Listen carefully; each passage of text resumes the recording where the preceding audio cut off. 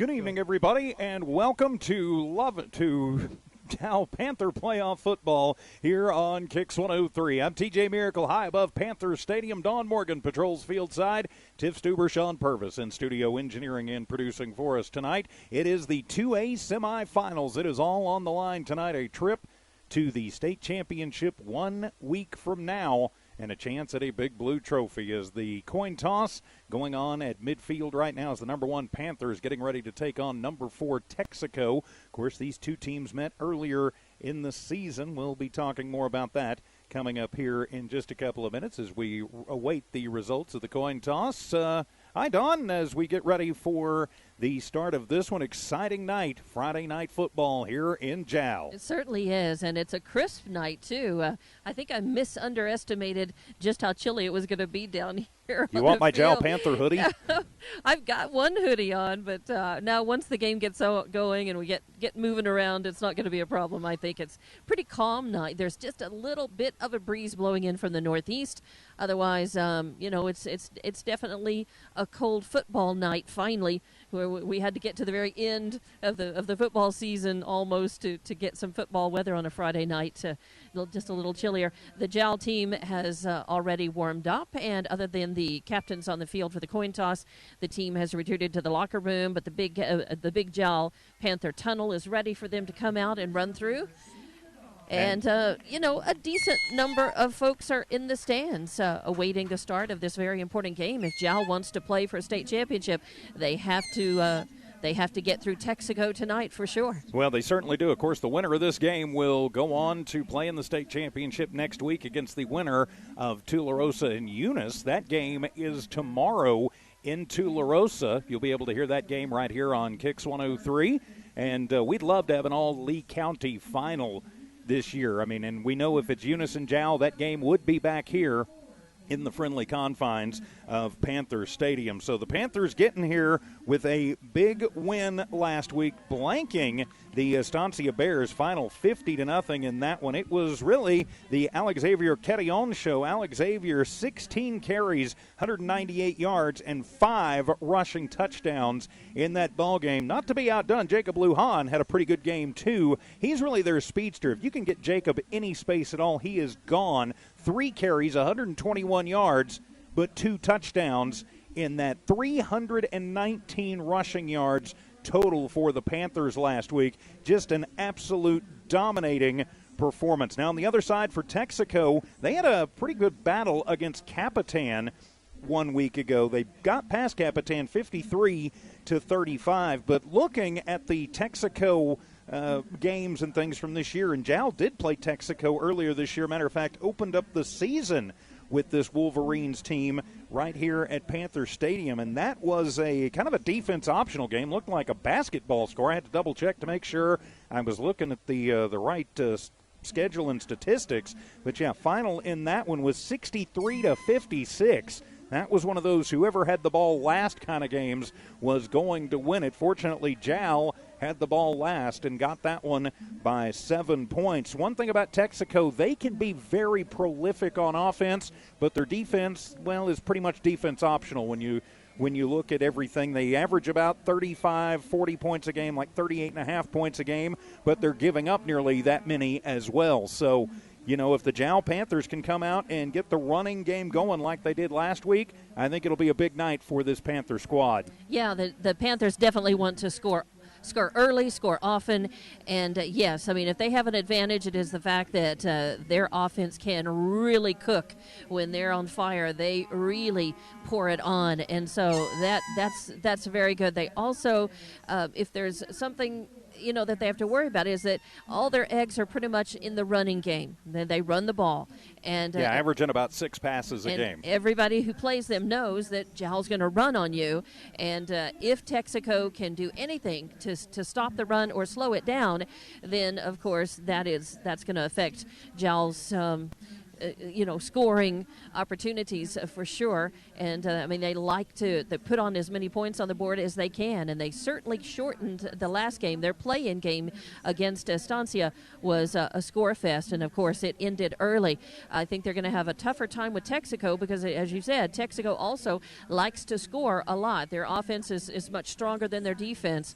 So these two teams we'll have to see. I think, the fact that Jal has a much stronger defense and they are able to force teams over on downs and to force turnovers and to grab INTs, and their special teams have performed very well, then that just that just gives more advantages to Jal in this game over Texaco. But they're going to have to come out and play, and they can't underestimate Texaco is still going to be tough, even if Jal knows that they've beaten them already once this year.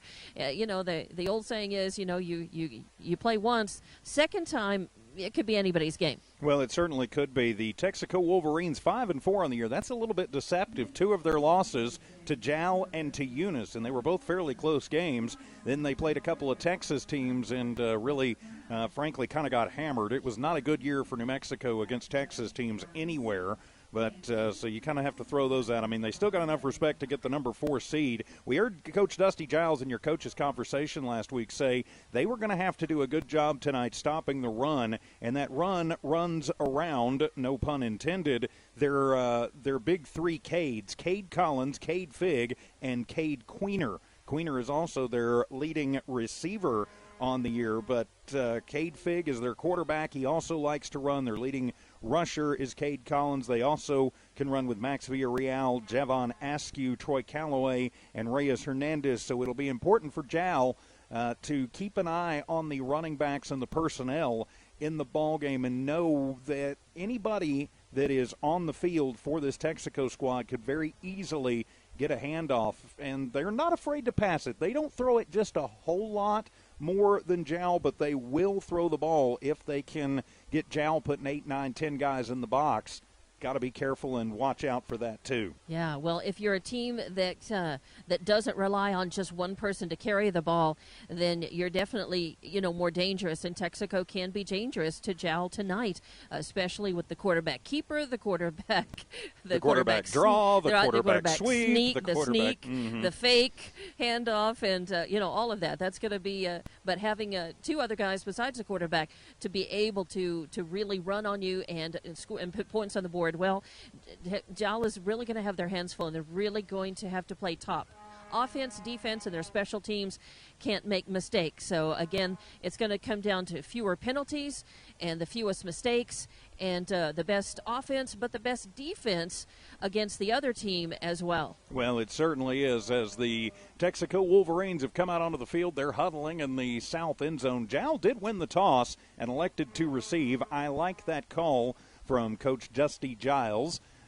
So they're preparing to come through the big Panther tunnel as we get ready for the start of this one. Still about 6 minutes or so on the pregame clock. This is Panther Playoff Football here on KIXN Hobbs Jal. Kicks 103 listening live on the Kicks 103 Hobbs app and also available tonight on the Lee County News and Sports YouTube channel and on the Jal tab at hobbsamerica.com. Of course, our video rights were acquired from the New Mexico Activities Association with permission of the Jal Municipal Schools. We appreciate Jal giving us permission and the NMAA taking our money so we could video stream this one tonight. We're just glad that we are able to do that for you here tonight in this state semifinal game. If the Panthers do win, I can already tell you we will not video stream next week. We will not be allowed to do that by the New Mexico Activities Association, no matter what the schools involved want.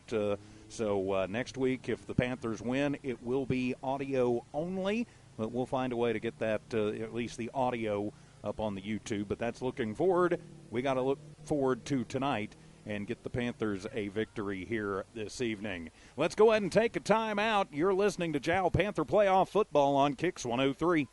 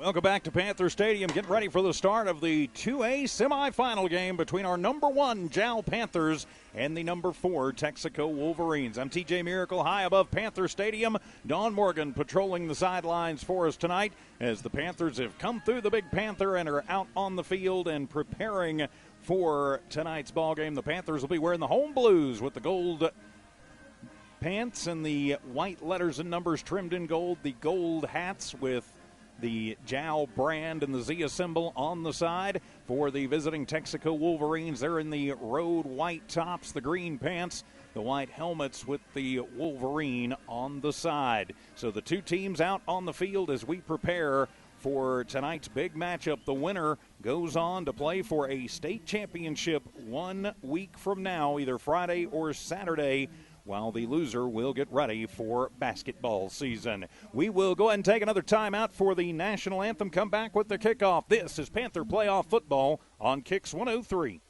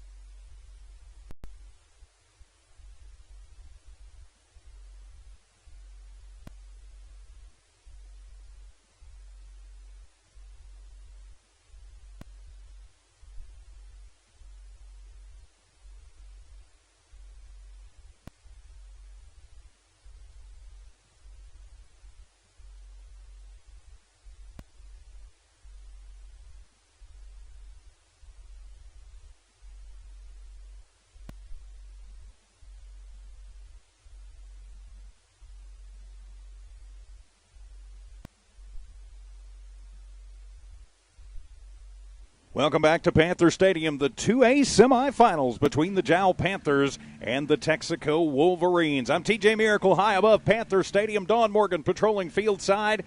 Tiff Stuber and Sean Purvis in studio engineering and producing tonight. The winner will move on 1 week from tonight or tomorrow, depending on the scheduling, to take on either Eunice or Tularosa. The Panthers won the toss, elected to receive. So final thoughts as we get ready to kick this one off tonight, Dawn. Well, it's highly technical and analytical and well-researched. My comment, go Panthers. Hey, whatever works.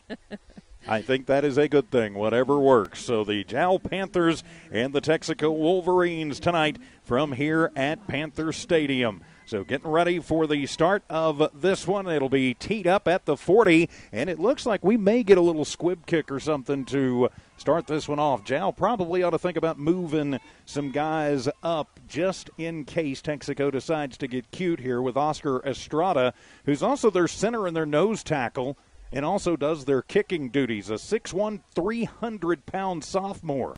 Wow. Goodness. I was going to ask if he did the laundry for all the team, too. I guess if he wants to, nobody's going to stop him. Yeah, if he wants to. I don't think anybody's going to tell him no. So it looks like we may get an onside kick here to start things off as Estrada, he will kick it up, and it will be fielded. Kettyon gets it back at the 15, fakes the handoff to Lujan. Alex Xavier keeps it himself. 20-25, gets a block to the 30, to the 35, to the 40. Stiff arms a man at the 45, to the 50, to the sideline, and finally going to be knocked out of bounds at the Texaco 40-yard line. A huge return, and that's what the Panthers wanted to get this one started, Dawn. That was number 14, Datelin Kane, who ran up, saw that he needed to get pushed out of bounds, and had he not, I think Carrion would have been in the end zone, but Kane was able to come from the side and push him out.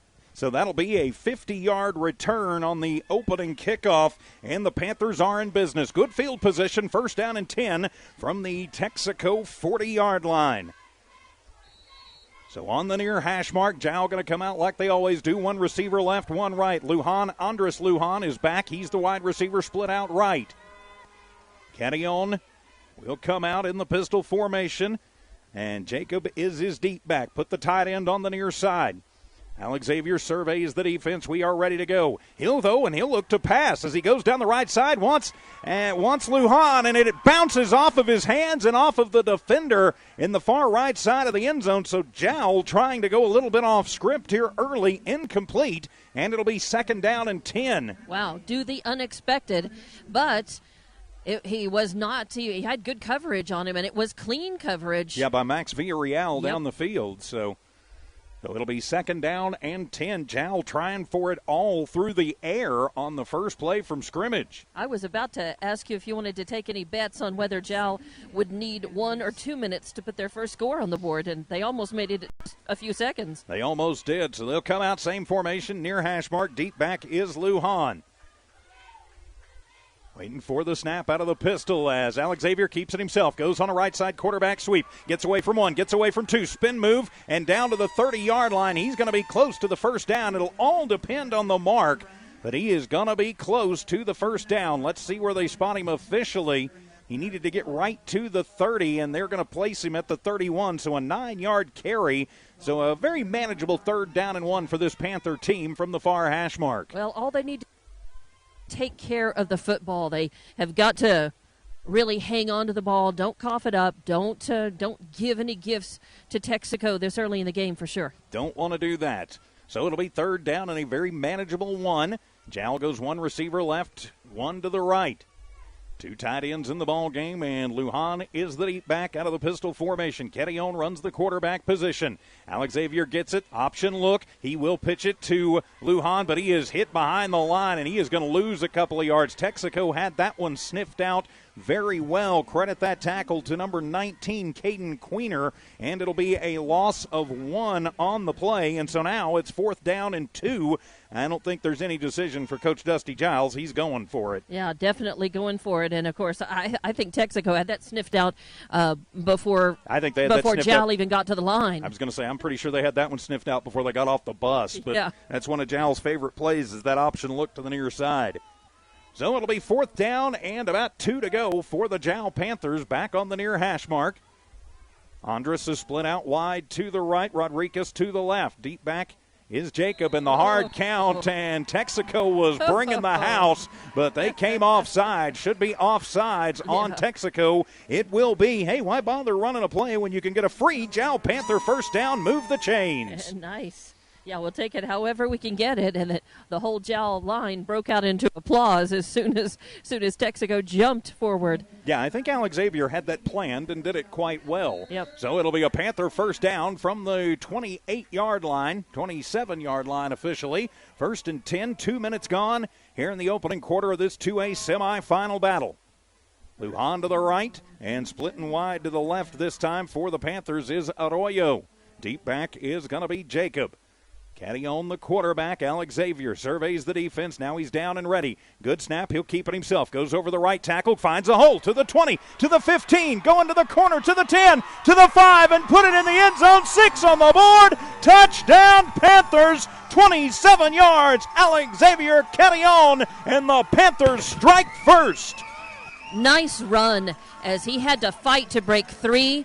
And then he ran for the sidelines, had to outrun a couple of guys and then tiptoe around them, stayed in bounds the whole way, and it was kind of like running along a tightrope and into the end zone. Once he got through the line, there was nobody going to stop Alex. Point after to come off of the foot of Josh Rodriguez.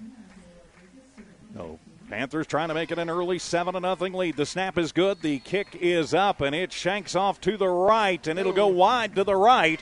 But the Panthers take 2 minutes and 28 seconds off the clock, and they draw first blood. It's Jal 6. Texaco yet to get the ball. We're back in 1 minute. Panther playoff football continues on Kicks 103.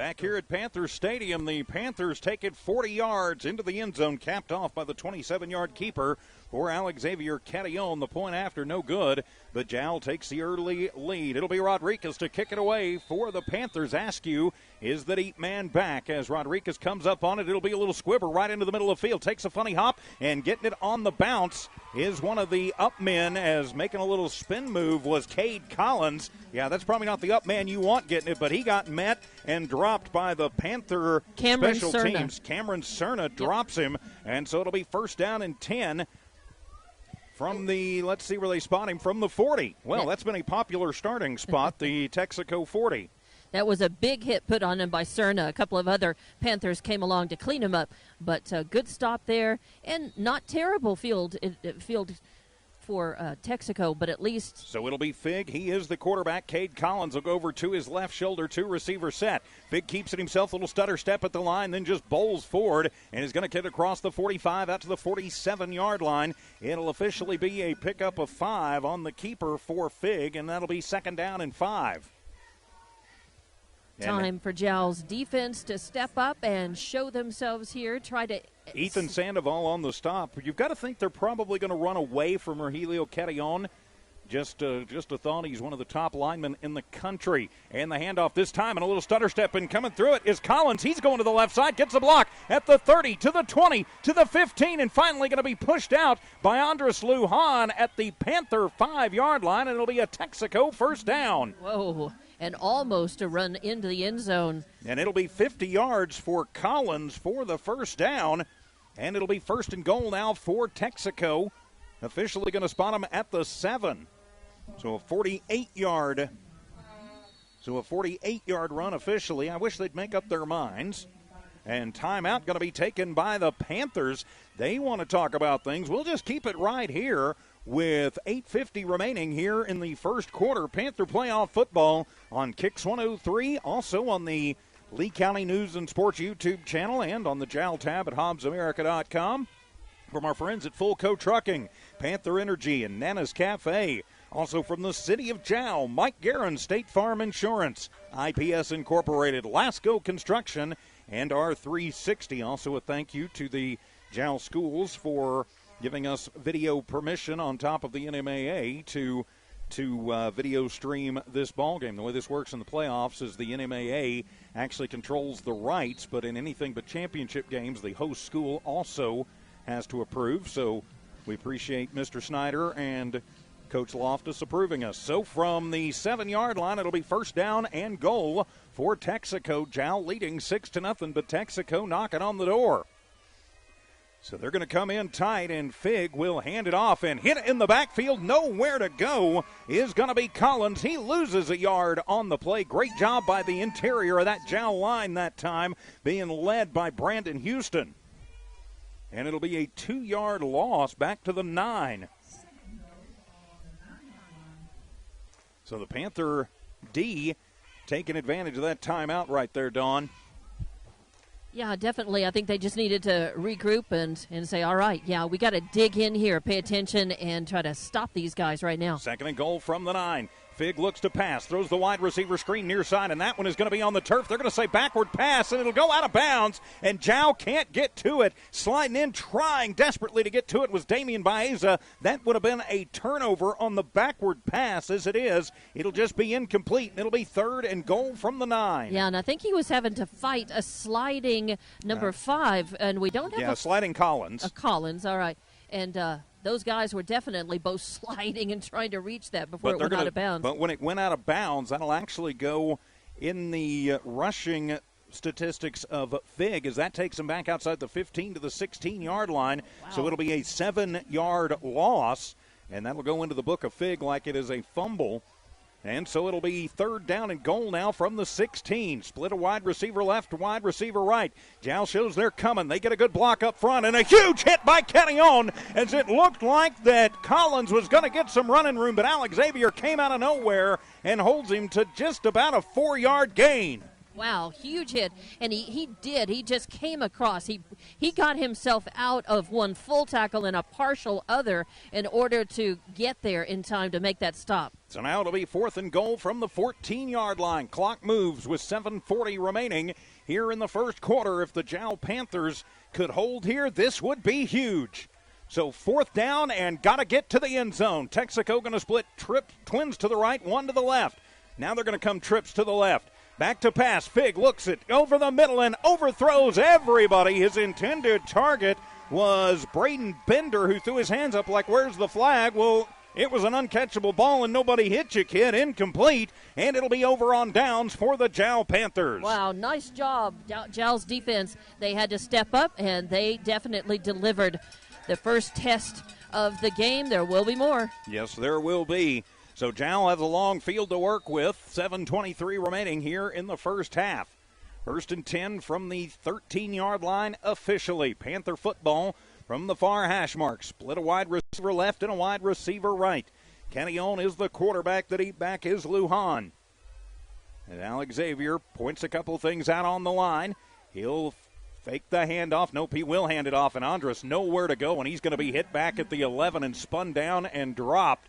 That big boy up front for Texaco, that's number 58, Tay Smith, dropped him for a loss of 2. Lujan has not had any running room here early. So it'll be 2nd down and 12 for the Panthers. Right at the 7-minute mark here of the first quarter. Jal with a 6-0 lead. Now Alex Xavier from the pistol formation. One receiver to the left. Looks like they're going to send the tight end out. Also one receiver to the right. Texaco, everybody up close to the line. They're showing blitz. Fake the handoff. Alex keeps it himself. Goes right side, and he's going to get back up to the original line of scrimmage, and he drags a couple of those big boys up front for Texaco with him. He's going to pick up, let's see where they spot him officially. Be across the 15 up at the 18-yard line. So it'll be a pickup of 7. But now it'll be a very important 3rd down, so call it 3rd and 5 for the Panthers. Yeah, the Jal really needs to, for 2 reasons. They do not need to turn the ball back over here, and they've got to, they really need to move out. They're a little too close to that end zone still. They really need to move out. Look for a big play here. What they need is a big breakout play. Well, you just take 5 yards, so whatever they get, they need to move the sticks. As Texaco shows blitz, then they back out of it. Going to the right side, getting a good block. As Kenyon is hit right at the sticks. Where did that kid come from? As number 22, Braden Bender, came out of nowhere and spun him down. It'll be very close to the 1st down. It's going to depend on the spot, and they're going to say he got, as the man in the white hat says that he got enough, as the Texaco coach, Bob Gilbreth, says nope, he was right here. As he's trying to point out where he went down. Coach, I don't think they base the spot on what you want. Far side, and they're going to give him 4 3/4 yards. And so it'll be 4th down and about an inch. So 4th and about an inch to go. They are on the south side of the 23. They need to get it to the north side of the 23. Carry on up under center. He's going to just go over right side, and he's going to be up to the 25-yard line, and that'll be enough for a Jal Panther 1st down. Again, if you'd like to see the big play, get down to the end zone, but all you have to do is get the 1st down and then reset, and that's what they've done.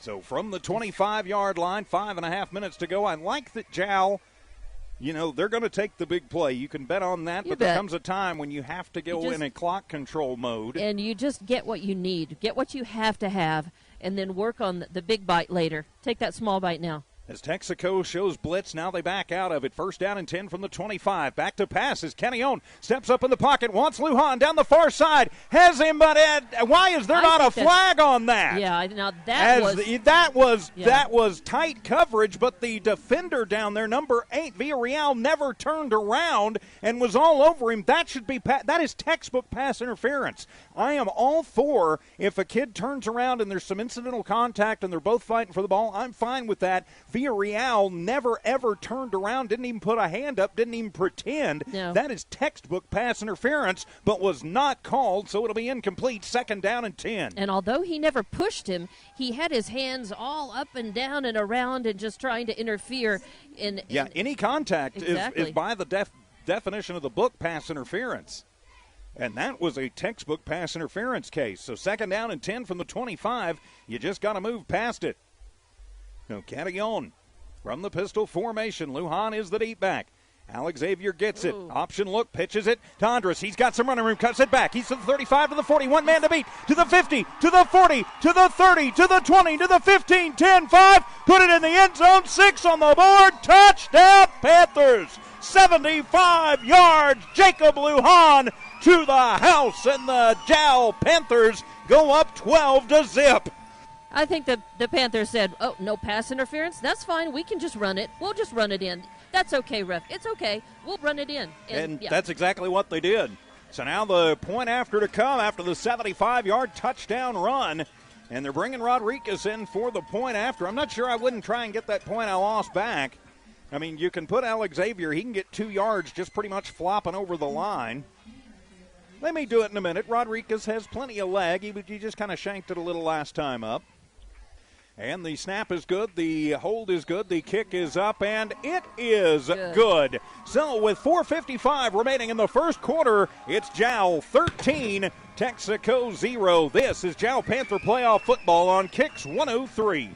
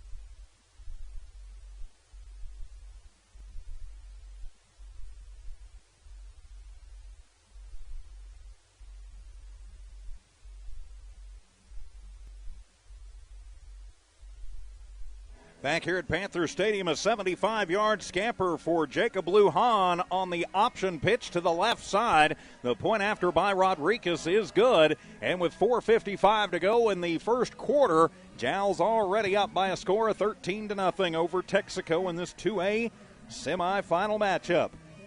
With Don Morgan Fieldside, I'm TJ Miracle, Sean Purvis, Tiff Stuber in studio engineering and producing as Rodriguez will kick it away from the south to the north.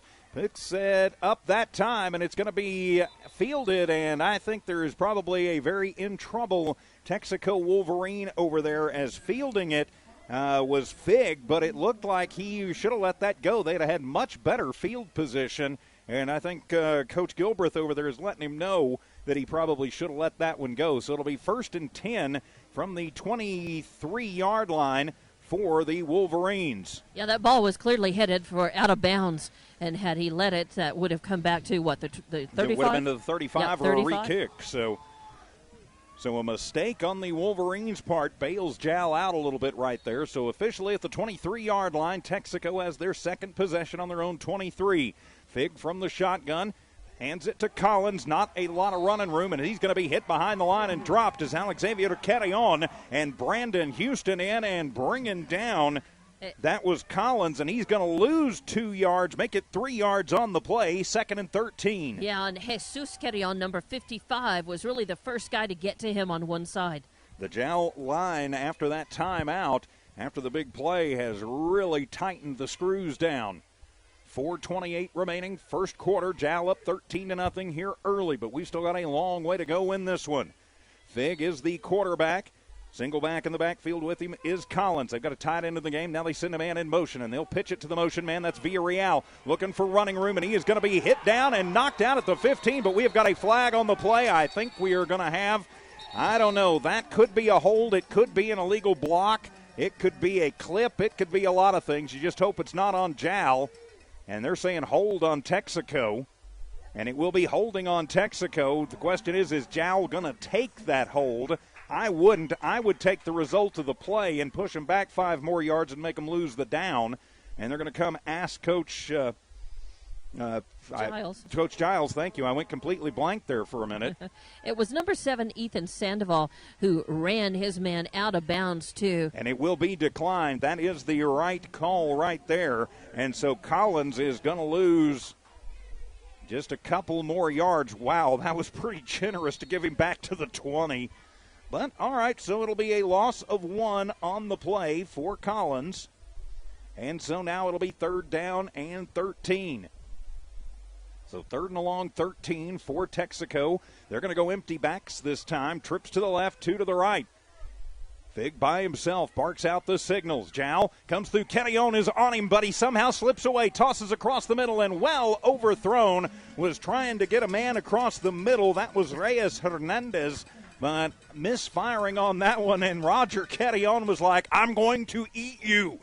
And Fig stepped through like, no, you're not, right. And got rid of the ball. He just kind of stepped around him, sort of daintily, as a matter of fact. Kind of waited until Carillon committed to a path of action, and then, he just kind of daintily stepped around and threw just a little bit. So now it's 4th and a long 13, and, I don't know about this one going for it. Now they're going to move back as Fig looks to punt it. Jal has a deep man. I believe that is Lujan as the kick is away. It is a good punt.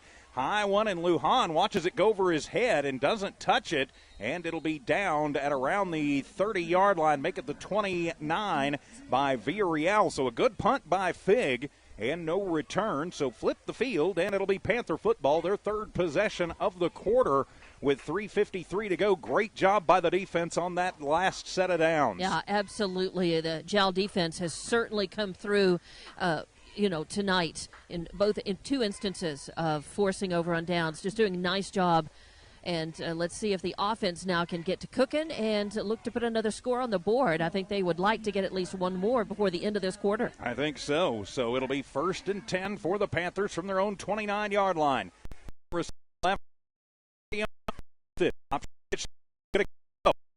man with him.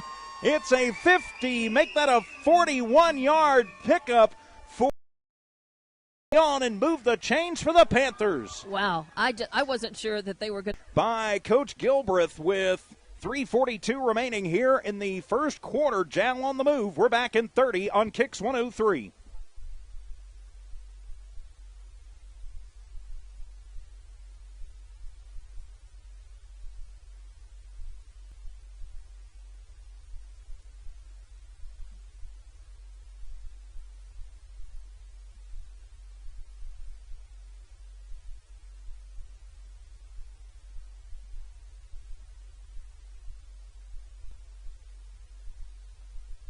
It's a 41-yard gain for the Jal Panthers and Alexavier Carillon.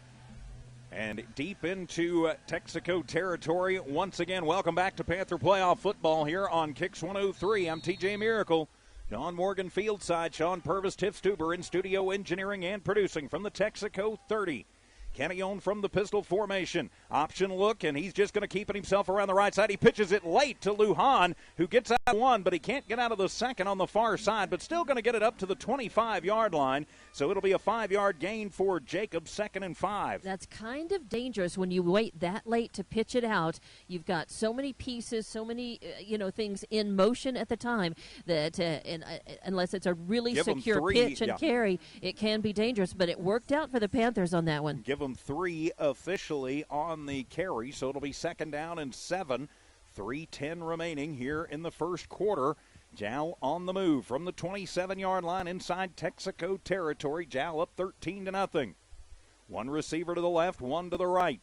Deep back is Lujan. Kenyon from the far hash mark, looks to pass, drops back, steps up, goes across the middle, trying to get Andres, and he does! 6 on the board, touchdown Panthers! Andres Lujan from 27 yards out, and the Panthers go up 19-0. For a team that doesn't pass much, man, they have been pretty much on target with these throws tonight from any range. And we've got a flag on the play. This one's coming back, a hold in the backfield. So, dadgummit. And that's making the Texaco fans faithful. And Texaco and traveled. Catillon is coming over going, what did I do? And the ref says, Bud, you can't hug him. I know you're 3 times his size and you just want to spread a little love, but a hug is not acceptable. That is a hold in high school football. Yep. I'm pretty sure they'll call that on him in the Mountain West, too. Yeah. I saw it from up here and thought maybe they missed it, but they didn't. But it could have been worse. It was in front of the line of scrimmage, so it'll move it back 10 yards from the spot of the foul, and so now it'll be 2nd down and 13. So from the 32-yard line, they'll make it 12 officially, so 2nd down and 12. 1 receiver left, 1 to the right. As Catillon waits the snap. Now he's going to look to pass again. Rolls to the right, a little pressure. Lets it fly, going for Lujan again, and he's going to adjust, and he's going to get it, and rips it out. And is it 6 on the board? But we've got a flag. Yes. They're going to call pass interference. The question is, who's it going to be on, us or them? Those two were fighting for it. They were, but I think it's them. You know, with no pun intended, like a panther and a wolverine going at it in the jungle. The question is, who's the pass interference on? I'm going to say it's Texaco, but we'll see. Coach Giles wants to know for sure. He's halfway out on the field. And so let's see. And it will, well, they still haven't signaled the booth. Pass interference, Texaco. Yep. And that will be, I don't know if they're going to assess that on the kickoff or not, but it'll be 32 yards to the house, no matter how you look at it, for the Panther touchdown. So it'll be the Panthers. Now they're up by a score of 19-0. I hated having to erase those points on the score bug, a minute ago, but now I got to put them right back. I like that. Well, and I had to scratch it out of my stat sheet, and I used pens, so then I had to find a way to put it back in. Catillon, 1 of 3 for 32 yards. He'll take it. The point after to come. Good snap, good hold. The kick is up, and it is good. With 2:41 remaining in the first quarter, the Panthers are rolling 20-0 over Texaco. Back in a minute. Panther playoff football continues on Kicks 103.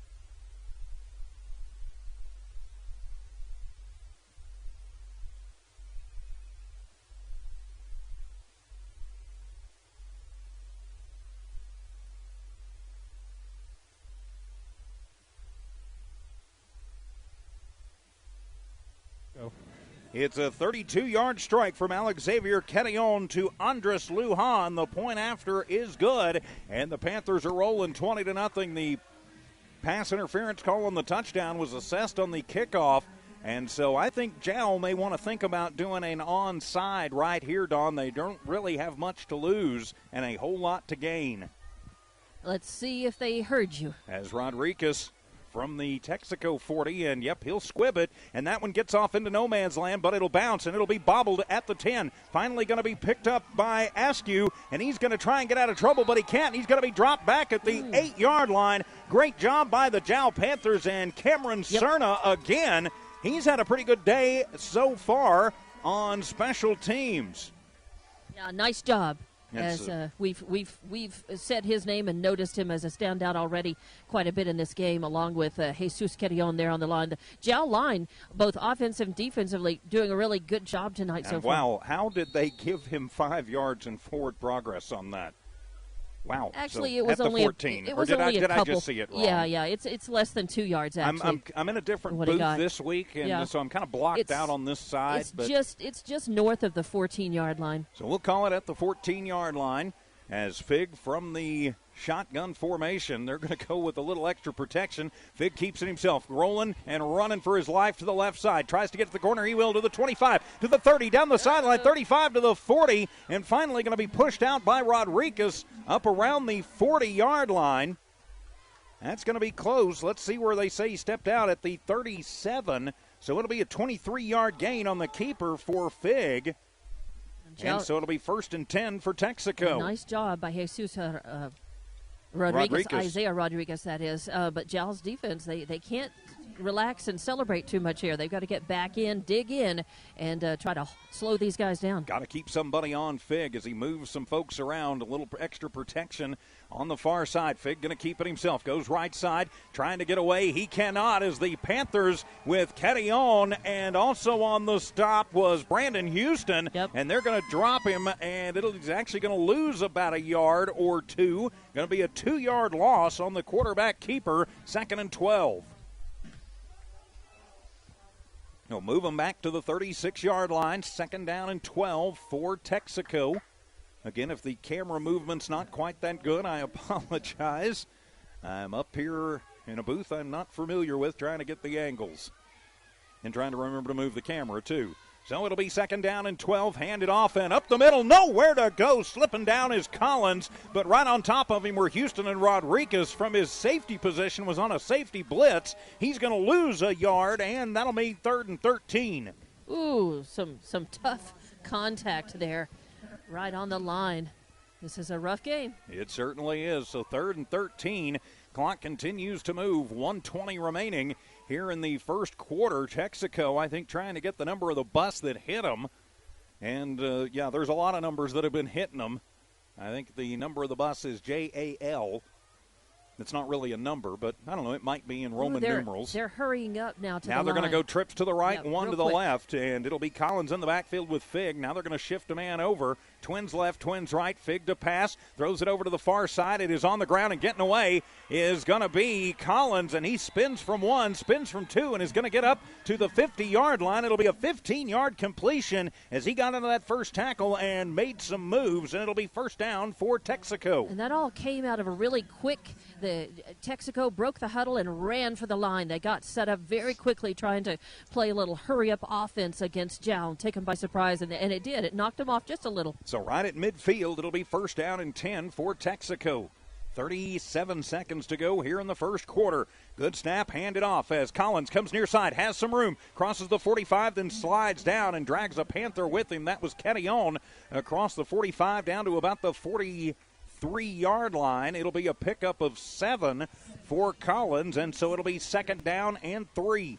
And this offensive drive really proves how Texaco was able to put up 57 points against Jal when they played the first time. They're starting to find their offensive rhythm here. 2nd and 3, but they're going to have to move if they want to get this one off before the end of the quarter, and I don't think they're going to as Fig. Nope, they're just going to let the quarter expire. So we've played one here at Panther Stadium. It's Jal 20 and Texaco nothing. We're back in 1 minute for the second quarter. This is Panther Playoff Football on Kicks 103.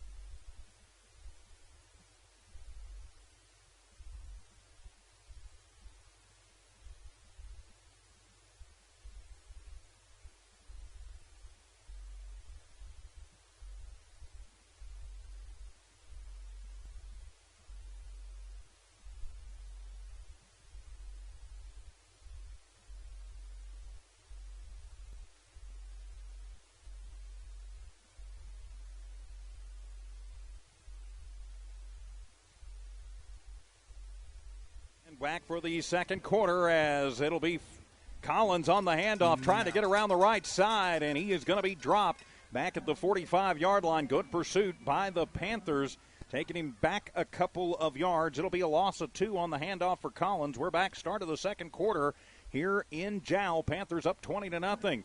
So now Texaco deciding to go with the hurry up, facing a 3rd down and 5. Just underway, second quarter, Jal up by 3 scores.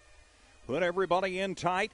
Fake the handoff as Collins Fig keeps himself, and he's going to cross the 40 to the 39-yard line. Hit and drop from behind by Houston, but he's going to pick up 6, and that'll be enough for the Texaco first down.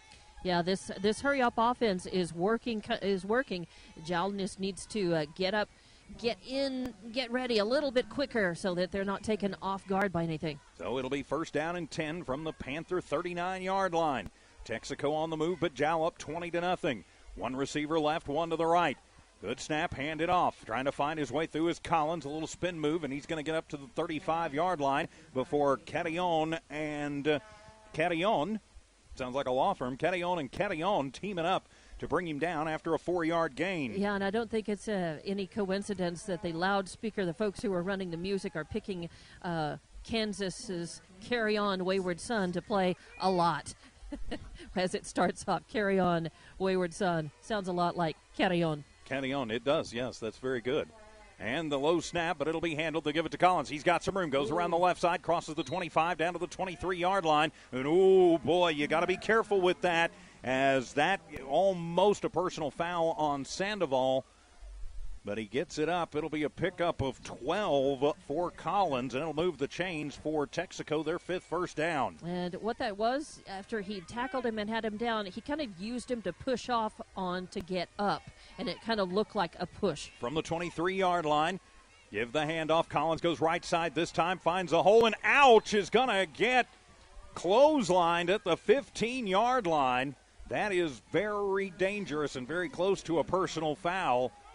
Well, he's going to wind up picking up 7, but Jal needs to take a deep breath here. You don't want to give him extra yardage. Yeah, that was Alexavier Carrion who got him from behind. It really was right across the chest. I think from your angle, from higher up, it looked like a higher tackle than it was. It really looked was like right a WWE clothesline from up here. It was really kind of around the chest, just high up on the chest. So they're going to clean tackle. All right, so they're going to split 2 to the left, 2 to the right. Single back in the backfield this time is Hernandez. And keeping it and running it up is, I believe it. He just kept Fig. it. I think that's Fig on the keeper. Yeah. He crosses the 10 down to the 9-yard line. It'll be a pickup of 6 on the keeper for Fig, and that'll be another Texaco first down. And Texaco doing their job on this offensive drive. I said that they had found some rhythm, and were moving the chains forward a little more consistently, taking a little bit of time to do it, but they definitely are closing in. It's going to be first and goal. From the 9-yard line, first down and goal. Texaco football, Jal up 20-0. Going to shift everybody over, look for him to go to the right side. Deep back is Collins with Fig. They'll hand it off to Fig, and nowhere to go as he is going to be clobbered at the 10. As Catillon again, Alexavier drops him. A 1-yard loss, nowhere to run for Collins up the middle. Yeah, that was a nice sniff out by Jal's defense there. And they're right about at the 8.5. They were spotted at the 8.5, and now they moved them back to just south of the 10. So just on the nose of the 10. Clock continues to move. 8:50 remaining in the first half. Jal up 20-0, but Texaco knocking on the door. Second and goal from the 10-yard line. Shift over to the right side, and it'll be Collins keeping it himself. Looks to pass, and he is going to be dropped by Catillon. Roger comes through and nails him back at the 17-yard line. First sack of the game for Catillon, and it's a 7-yard sack on Collins, who took the direct snap in the Wildcat. And so drop him back, and it'll be third and goal from the 18. As I try to do math quickly, which is never a pretty sight. I tell you what, Carillon is a fearsome sight. Rogelio is a fearsome sight coming at you, I think. Third and goal from the 17, make it the 18-yard line. They're going to split Collins out wide to the left, and flags fly everywhere. And we're going to have false start. Yep, illegal motion. Mm-hmm. False start on the Wolverines as Collins comes over and goes, oh, what did I do? Well, you were moving before the snap, trying to get out of position. So that'll be the third penalty for 25 yards on Texaco, and they got down with inside of the Jal goal line and have moved backwards. Now it's third and goal from the 23. Clock continues to move with 7 minutes and 50 seconds to go. One receiver left, one to the right. 3rd and goal from Kermit. Now they're going to do this little split out thing again. Yeah, but one good run or pass completion. And good snap is Fig back to pass. Under pressure, goes across the middle, has a man wide open. That is Queener, and he is into the end zone for the Texaco touchdown. 23 yards from Fig to Queener. And now Texaco is on the board. Jal up 20-6. The point after to come. How did Queener get that open? Because Jacob Lujan was on one side of him and Andres Lujan was on the other, and they were not close enough to him to cover him and keep him from getting in the end zone. So Queener with the first touchdown of the game for Texaco. The point after to come being attempted by Oscar Estrada, the big sophomore. And now we're going to have one of the line judges come in to talk about something. All right, I guess they got it all figured out. And so Estrada to attempt the PAT. Snap is high, but the hold is good. And the kick is going to be blocked as Kenyon got the hand on it. And so the blocked PAT. 7:35 remaining here in the first half. Jal 20, Texaco 6. We're back in 1 minute. More Panther football on Kicks 103.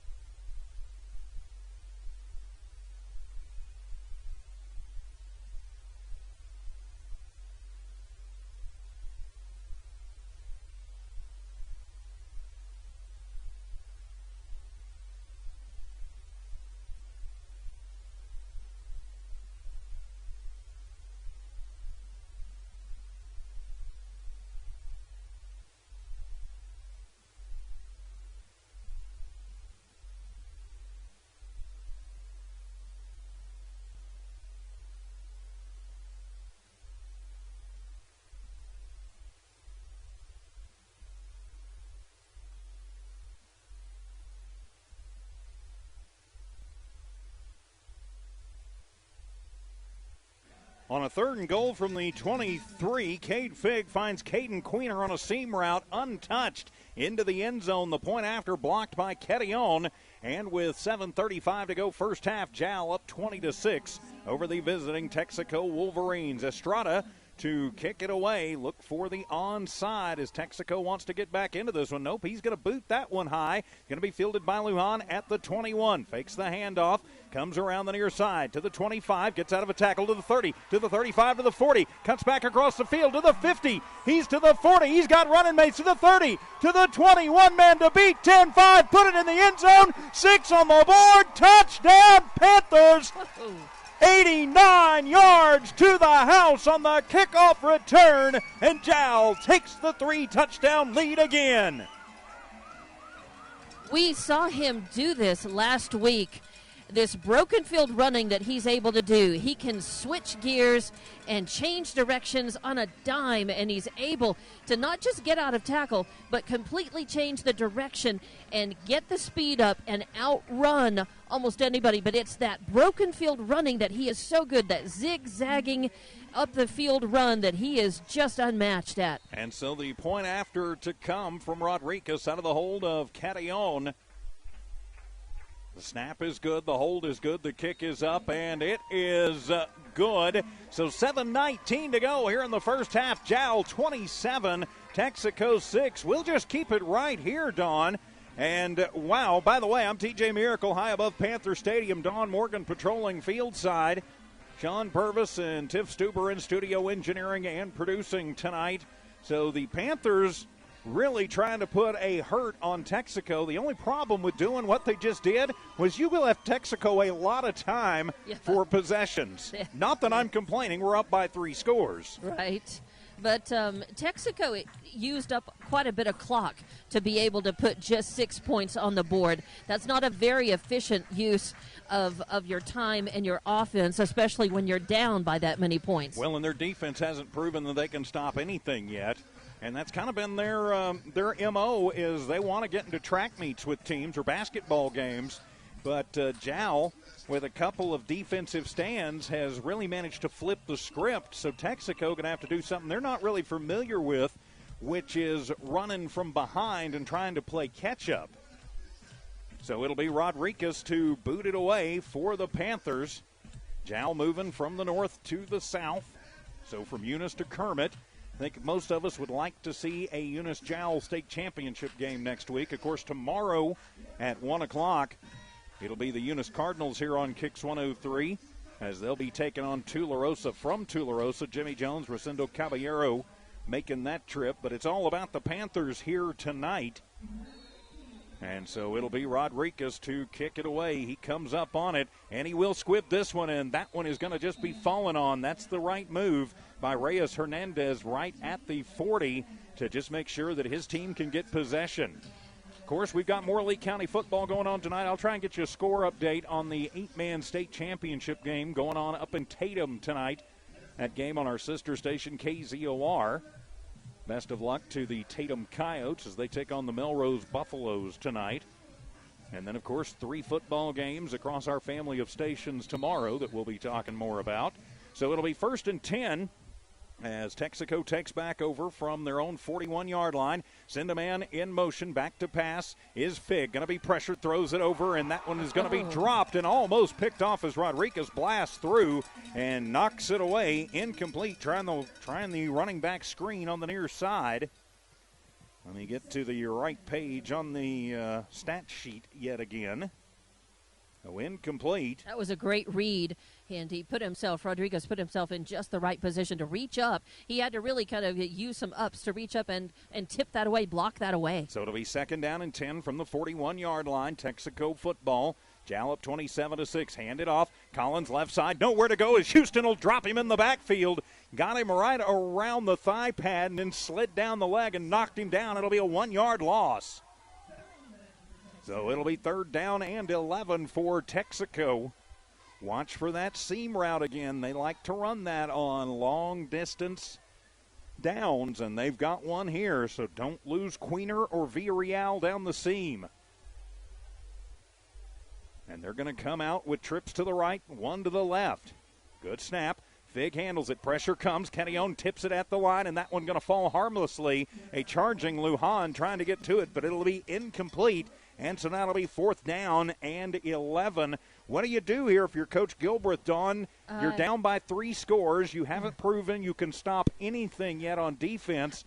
6.5 to go. Do you go for it? I would say it looks like special teams are out. I would say that you might try to fake it, look like you're going to punt, fake it, and go for it. And since their punter is Fig, their quarterback. They could do that very easily, but we'll see. But if it's not successful, you're giving the Panthers pretty good field position here. And he is going to show he's going to punt, and he will get to it. And almost blocked by Kenyon, gets it away as it'll be fielded by Lujan back at the 30. Gets through 3 men, then gets it to the 35, to the 40, and out to the 42-yard line. That was pretty impressive, though, making those first 3 guys miss. And he did it, Dawn, by standing pretty much stock still. Yeah, he waited. He waited until the other guy committed his body, and then he just zagged the other way. Just kind of did a quick step over to the left. And it was nice. He just kind of slid over. It was a pretty sexy little move there. So it'll be 1st and 10 from the 42-yard line. Panther football with 6:23 to go first half. And Jal trying to build on a 27-6 lead. Andres Lujan going to split wide to the right. Man up to the left, I believe that is Rodriguez. It may be Arroyo up there. Kenyon with it. Option look. Coming around near side. Pitches it to Lujan. As going to get a couple of yards before he's met in a Wolverine sandwich. And number 16, we don't have a number 16 on the roster that they provided for us. And Braden Bender stop him after a 2-yard gain. My guess is that number 16 is Misael Buendia. Is number 17 on the roster. That's my guess. Yeah, and I don't see a number 17 anywhere, so I bet you're probably right. So it'll be 2nd down and 8 for the Panthers on their own 43-yard line. Make it their own 44.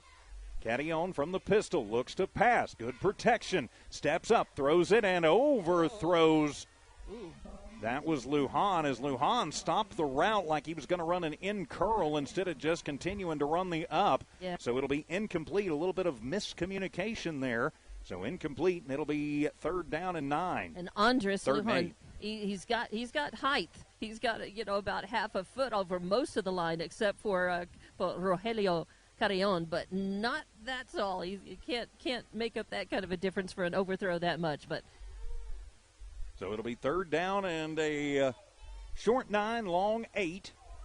Jal going to split.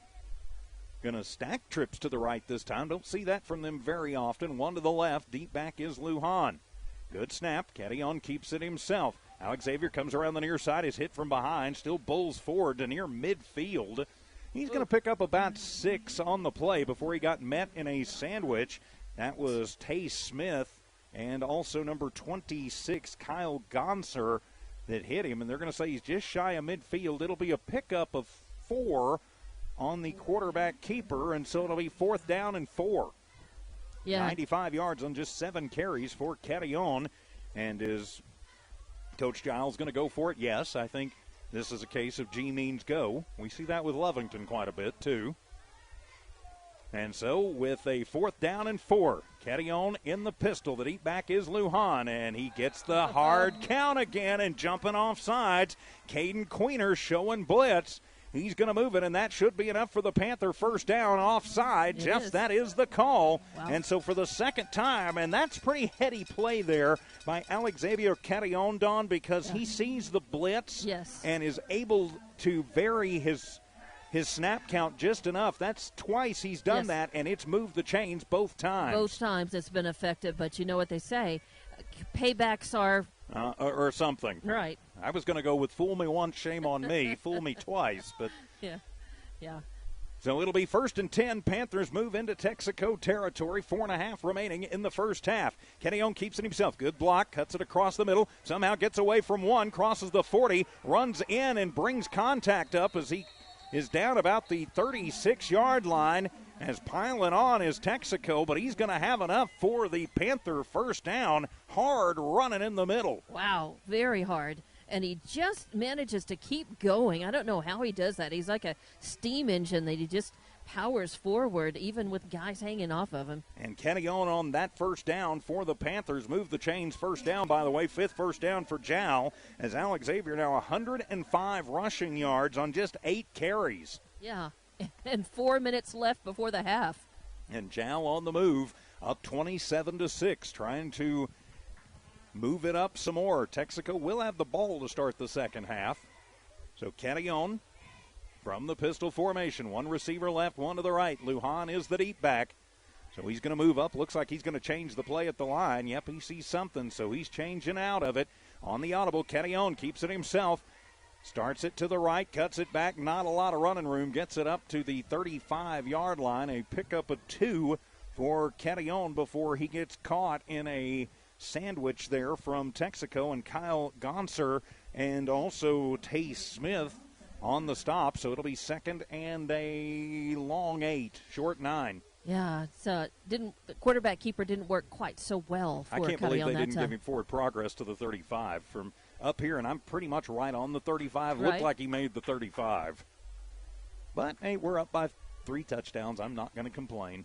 3 minutes remaining in the first half, 27-6. The Panthers in the lead of this one and on the march. They do still have 2 timeouts, but don't really have to hurry. They want to get another score here, and timeout as Coach Giles sees something and wants to talk about it. 2:51 remaining here in the first half. Jal 27 and Texaco 6. We're back in 30 seconds. Jal Panther football continues on KIXN Hobbs and the Lee County News and Sports YouTube channel.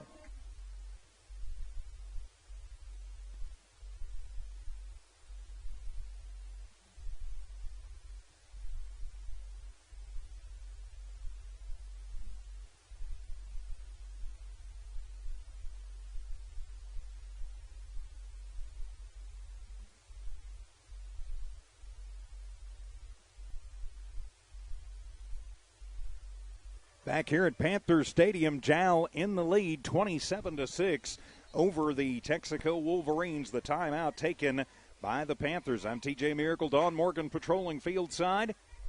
Tiff Stuber, Sean Purvis in studio engineering and producing. Score update from the other end of the county tonight, as right now Melrose leading Tatum in the first half of the 8-man game 8-0. So I think an offensive slugfest expected, and looks like defense ruling the day in the 8-man title game.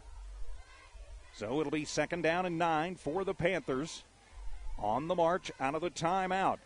Cantillon back to pass. Throws it across the middle. Has Lujan out of the backfield. He's to the 10, to the 5. Put it in the end zone. 6 on the board. Touchdown Panthers. A great block downfield by Ito Arroyo. And 36 yards to the running back Jacob Lujan. And the Panthers strike again.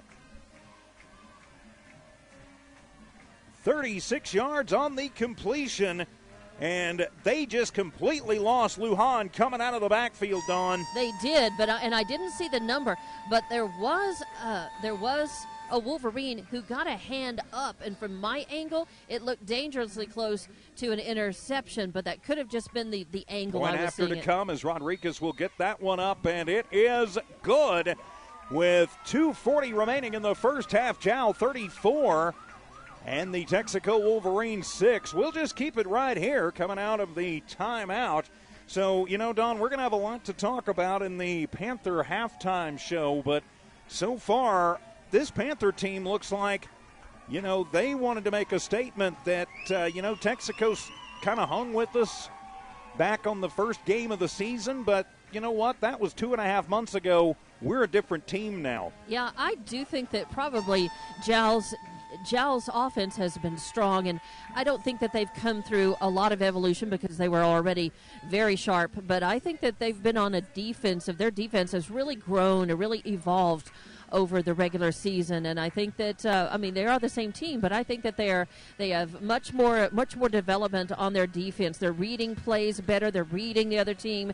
They're just doing some things that are right, that are good, that you see from a lot from teams that they play bigger than they are. Is what I'm trying to say. I think they're pretty talented bunch.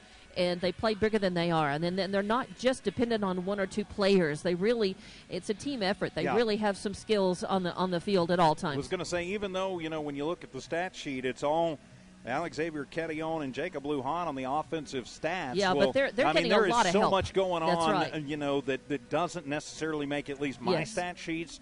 Great blocking, great sealing out on blocks, keeping your lane assignments, gap holding coverage, blocks, gap coverage. There's so many things that don't go in, and this Panther team has done an excellent job. So Rodriguez to kick it away from the 40-yard line, and he'll come up to it, and that'll be another squibber, and that one is going to take a funny hop, and Villarreal off of his hands, and he's just going to have to fall on it, but the ball is out. Do the Panthers have it? Do the Panthers have it? The Panthers have got it back! The onside bouncy ball kick, and the kicker, Rodriguez, comes up with his own onside kick. Holy Toledo! It's 1st and 10 inside the Texaco red zone as Villarreal muffs the kick, and Jal has it 1st and 10 from the Texaco 18. You don't see an onside kick work after the ball has traveled that far usually.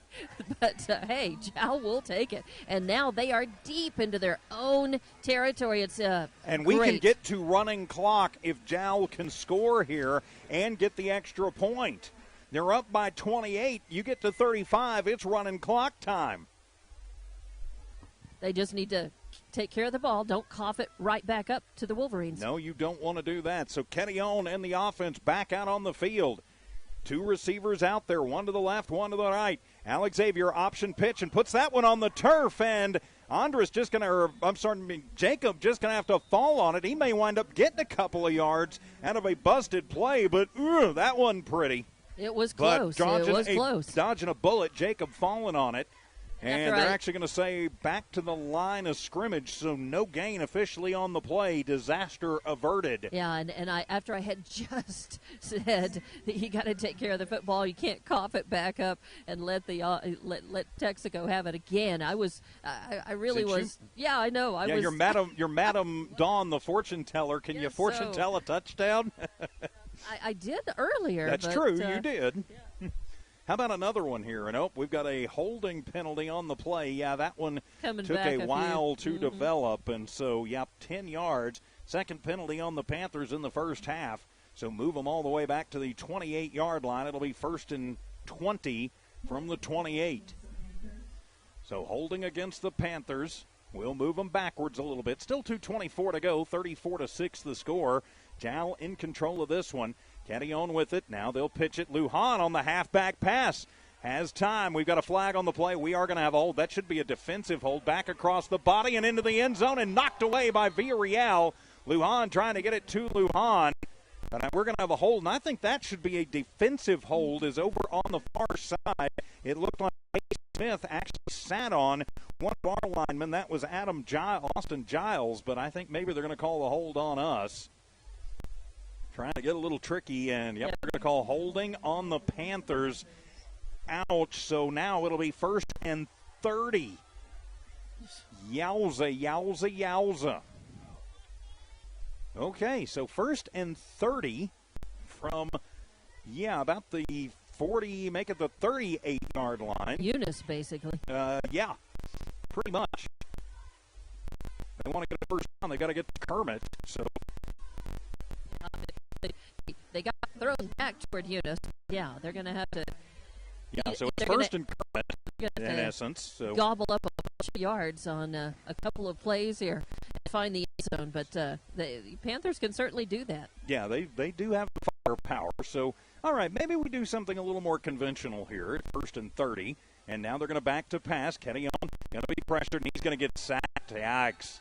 And out. That was a little bit of overkill by Tay Smith, who got him and then plopped on him. So he's going to be back at the 42-yard line. It'll be a 3-yard sack by Smith.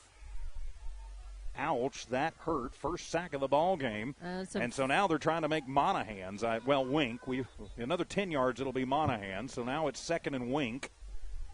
Yeah. And the Texaco folks, they're feeling and timeout going to be taken. They're feeling the frustration of their team right now, but they're getting a little mouthy in the stands over there, I noticed. So timeout taken by Texaco. 1:40 to go in the first half. We're back in 30 seconds. More Panther football on Kicks 103.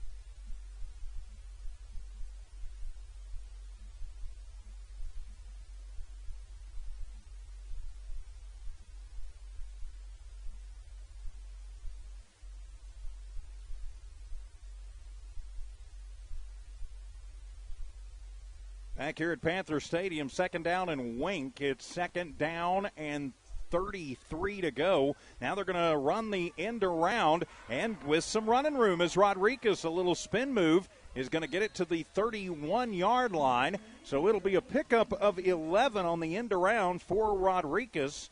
So get a little bit of yardage there, but not nearly enough. And they I don't know, Coach Giles going deep into the playbook, and whistles sound, and who took the timeout? Was it Texaco or us? Texaco will take their 3rd and final timeout. Looks like they're going to want to keep, maybe have a shot at getting the ball back here, Dawn, with some time on the clock in the first half. Yeah, they may.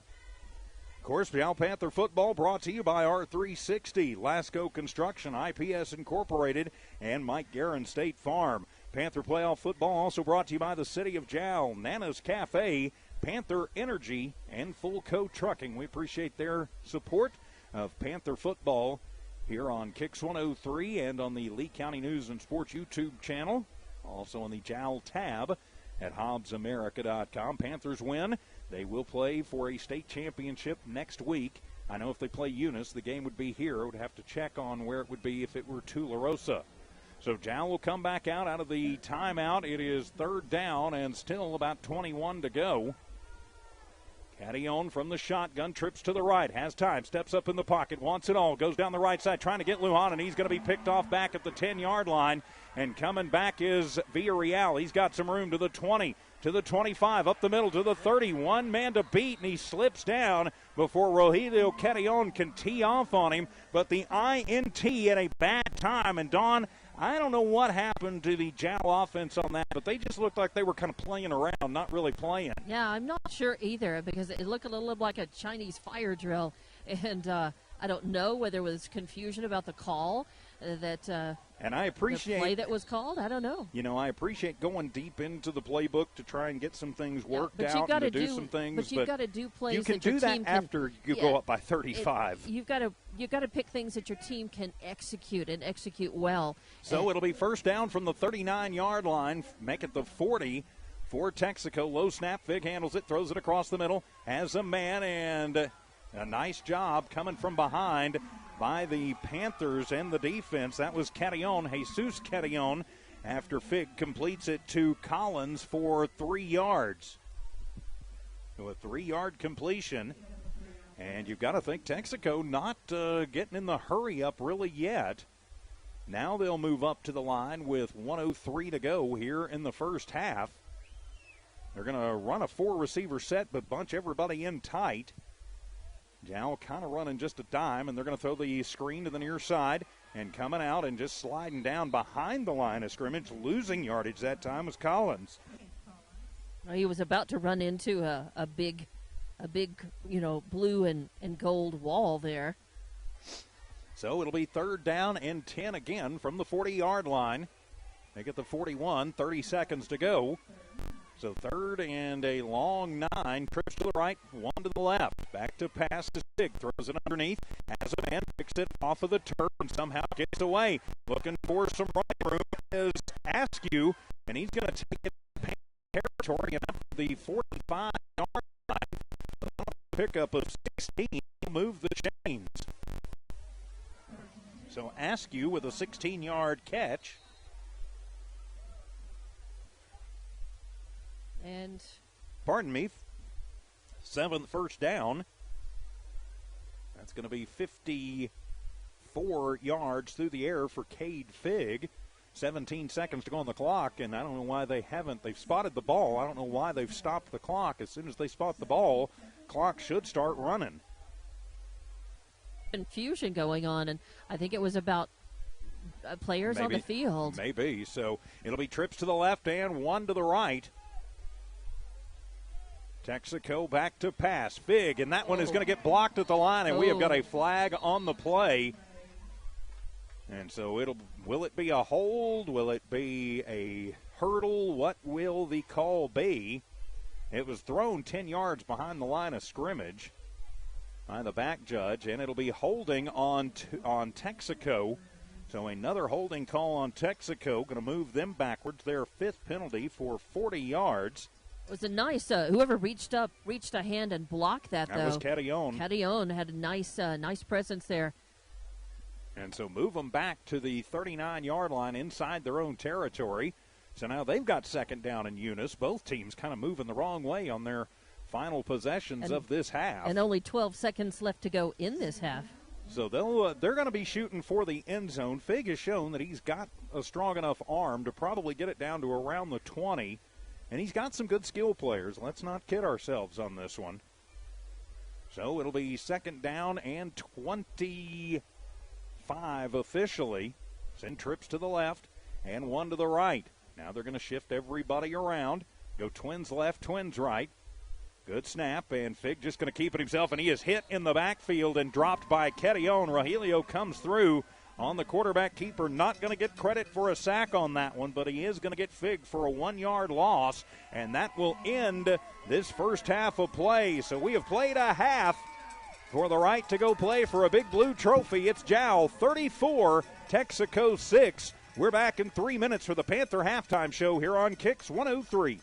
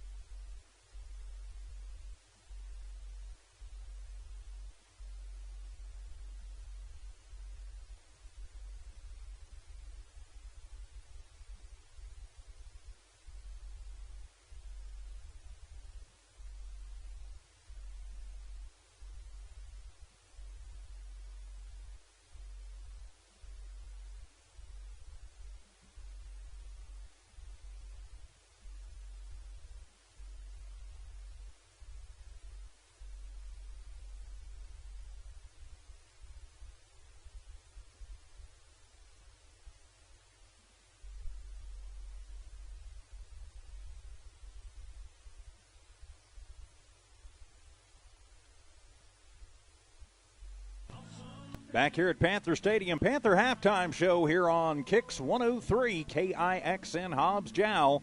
The Kicks 103 Hobbs app, also on the Lee County News and Sports YouTube channel and on the Jal Sports tab at HobbsAmerica.com. I'm TJ Miracle, Don Morgan patrolling field side, Tiff Stuber and Sean Purvis, our newest team member in studio engineering and producing tonight. Jal leading this one 34-6. Here at the half, the winner moves on to the state championship game next week. Taking a look at the numbers in the first half of this one, we'll start with the visiting Texaco Wolverines, the number 4 team in the state. And in the first half, their quarterback, Cade Figg, goes 5 of 10 for 54 yards. He does have a touchdown and no interceptions. That touchdown coming to Caden Queener on a 23-yard seam route on a third down and third and goal from a long way, 23. So third and goal from the 23, and it turns into a touchdown. His favorite target has been Collins out of the backfield. He has 3 catches for 15 yards. Askew 1 catch for 16 yards that kept a drive alive. So 54 cumulatively through the air for the Wolverines of Texaco. On the ground, Cade Collins, he's their leading rusher right now. He has 14 carries for 64 yards. Figg with 7 carries for 30 yards, and they're the only 2 who've carried it. So 54 through the air, 94 cumulatively on the ground, gives you 148 total in the offensive yardage for the Texaco Wolverines. They got 7 first downs in the first half, were flagged 5 times for 40 yards in the penalty department. They got no points in the first. They scored their touchdown in the second quarter. Turning the page for your Jal Panthers through the air, and I think we're a little bit surprised about this. Alexavier Catillon has been airing it out. He goes 2 of 6 for 68 yards, has 2 touchdowns, but also threw a bad INT late.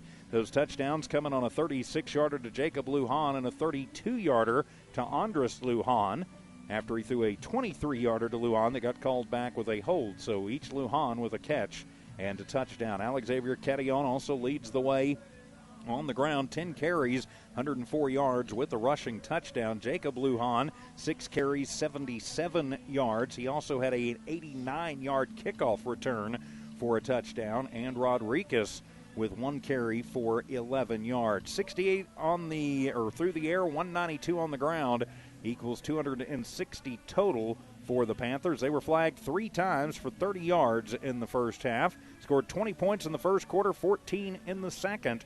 That's how they get to their 34. They did have 5 first downs in that first half. So 34-6 is what the scoreboard reads here at Panther Stadium. The Jal Panthers 24 minutes away from punching their ticket to their first state title game in a long, long time, and definitely wanting to get back and show that they are indeed the number 1 team in the state. So, Don Morgan, what do you think are going to be the keys for the Panthers in the second half to get their shot at that Big Blue Trophy? Well, looking at the first half, actually, I'm most surprised by the amount of passing that both teams are doing. And I don't know whether they both thought, oh, I think we're going to surprise them. They're expecting just a complete running game from us. We're going to surprise them. And I guess maybe they ended up, pulling out the surprise and ended up surprising us maybe, but not the other teams. They seem to be pretty well, pretty prepared for that. As far as the Panthers go, they've been doing a pretty good job defending that. And I'm surprised at the number of connections, really, and that Catillon has been able to make with that. And really, except for the INT, which really didn't look like a missed throw from this angle, and that kind of wounded duck that ended up getting called back anyway. It's been pretty good completions for a guy that's not known, to be a big passer. So that's certainly one that was surprising. Going forward in the second half, I think that it's going to be really important for Jal to maintain the intensity of their defense.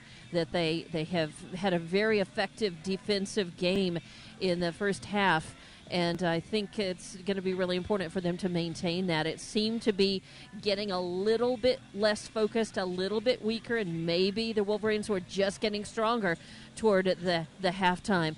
But it did seem like they were weakening, losing a little resolve. So maybe a little bit of a rest and a refocus at halftime will have them back out as sharp as they were for most of the first half, because the Panthers are definitely going to need that. Texaco is going to come out like wounded Wolverines. I mean, they seriously are going to play for blood, because they got nothing to lose, and they're down by 4 scores. Exactly. So they're going to come out trying to throw anything and everything they can at Jal to try to build their offensive momentum, to get some scores on the board quickly. You can look for them. I think they're going to come out and really try to work that hurry-up offense. They're going to try to get in the end zone immediately, try to force a turnover or something. They're going to try to get a couple of quick scores on the board to try to turn the feeling and the momentum around against Jal. Because when you look at it, it's 34-6, but a couple of scores, and suddenly you've got a much tighter game, a pretty close game, a winnable game for Texaco if they can come out and get a couple of quick scores on the board. And that certainly would change the complexion of the game. For Jal, they've got to try to make sure that Texaco is not able to execute and do that. Well, I think you're absolutely right. And I also think you're absolutely right when we say, Jal has to go in and they have to refocus. I think Coach Giles maybe having a little bit of fun there at the end of the first half, but I would have really liked to have seen them punched one in on that last drive instead of trying all the trick plays. Just, run with your bread and butter, get it to that 35-point margin, and then you can play around a little bit. Right, get the job done. But get the job done first and, put the stamp on it. I mean, we're in the playoffs, so, there's no style points. You're not trying to impress the committee anymore, but I think, you want to get this one over as early as you can, because, a colder night, and let's face it, this is really the first cold night we've had where we've played football this year. You're going to be looking at cramps, possible injuries. I would want this one over as quickly as I could. I think the Panthers need to come out firing on all cylinders on defense. I think they need to get after Fig, get a quick 4-and-out, or get a turnover, maybe even try an onside kick. They've proven they, can do pretty well with those in this game. Do something to go ahead and get this to the 35 and shorten up the time of this game. Yeah, definitely. So let's see what the coaches think and what the coaches are telling their teams. And there's a reason why we do this and they do that. So. Right, but it's our best guess on what we think should happen, could happen, and might happen, and then we'll see what actually does happen as they re-inflate the big Jal Panther tunnel and get ready for the teams to come back out on the field with about 4.5 minutes left in this halftime. Of course, they will put warm-up time on the clock after half, but. So, 34-6, not a lot to complain about. Jal really very dominant in that first half, and if they can come out and have a dominant second half, punch their ticket on to next week. And again, I'm trying to find out who owes whom when it comes to Jal and Tularosa. We know that Eunice owes Jal, so if Eunice were to win tomorrow, that game would be back here at Panther Stadium next week, either Friday or Saturday, depending on what Coach Robbie and Coach Loftus agreed to. But, that would be an exciting time for Lee County. But, of course, speaking of that other team from southern Lee County, the one that's 19 miles from here, I know folks here in Jal are loath to say the name sometimes of Eunice, but the Eunice Cardinals will be in Tularosa tomorrow at 1 o'clock right here on Kicks 103 to take on the Tularosa Wildcats to play the winner of this ball game in the state championship game. Dawn Morgan, you and I will be just down the dial on our sister station, KZOR, at 1 o'clock tomorrow afternoon, as the Lovington Wildcats, number 1 seed in Class 4A, will be taking on the Silver Colts in a 4A quarterfinal matchup. We'll have that game at 1 o'clock on our sister station, Z94 KZOR. And then, we're not done yet. The Hobbs Eagles will also be playing at 1 o'clock as the Eagles take the long trip up to Rio Rancho to take on the Cleveland Storm. Ty Friend and the coach Brian Coltrane will have that for you on our sister station, Cool 95.7. Now, we will have video streams tomorrow on Lovington and on the Eunice game, so you'll be able to watch that on those teams' respective YouTube channels and tabs at HobbsAmerica.com. Due to NMAA media rights grants in the playoffs, we are not allowed to video stream the Hobbs game tomorrow, while we're talking about that. I do have to say thank you to the Jal Municipal Schools for allowing us to video stream this with rights that were then granted by the NMAA and paid for by Walmart Digital Solutions. So proud to be with you tonight, and thanks for being with us wherever you happen to be. So halftime coming to a close, getting ready for the start of the second half. So we'll take another 3-minute timeout, come back for the second half of action. This, Jal leading 34-6. This is Jal Panther Playoff Football on Kicks 103.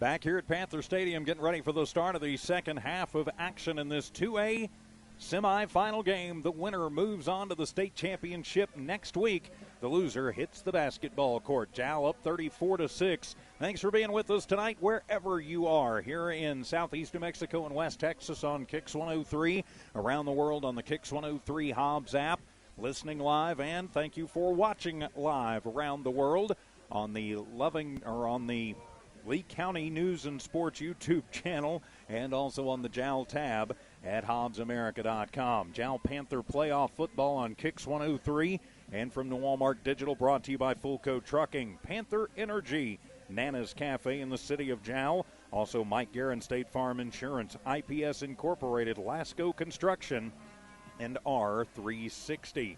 We are video streaming this with rights granted by the New Mexico Activities Association and also by the Jal Schools. We appreciate the Jal Schools for granting us the video rights for games where we are allowed to do so. The Texaco Wolverines will have the football as we get ready for the start of the second half of this one. Going to be important for the Jal Panthers to get the ball back and shut them down, and then see if they can get this to 35, because as the temperature continues to drop, You don't want to risk getting anybody injured here early. So we'll see what Coach Giles and his assistants pull out of the hat to start this second half. The defense played superbly in the first half, giving up just 94 rushing yards and 54 passing yards, much less than Texaco normally sees in a half. So if they can continue that trend, maybe force another turnover, that would be a fantastic thing for this Jal Panther squad. So the Panthers already out and ready to go. Jal will be moving from the right to the left from our perspective in this third quarter. So kicking off right to left, that is south to north. If you are keeping up at home, as Texaco will break the huddle and the Wolverines will come out onto the field. They'll send Askew back deep to receive the kickoff. Of course, Askew had a big kickoff return, which helped lead to the one Texaco touchdown. So you got to be aware of what he can do.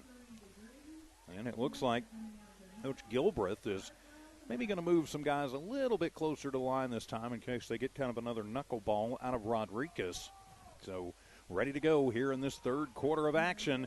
The Panthers in the lead, 34-6, but Texaco has the ball first. 24 minutes to decide who gets to play for a state championship. So Rodriguez has it teed up at the 40. The whistle sounds, and here we go in the third quarter. It's another squib. It's going to bounce. It's going to be fielded at the 35, and a hole up the middle for, let me double check that number. Couldn't tell if it was Fig or if it was number 6 Collins, and that was Collins. Fig is 6, Collins is 5. It was number 5 Collins. So gets pretty good field position from the 45-yard line, make it the 46-yard line, first down and 10. That's where Texaco will take over. So underway here in the third quarter.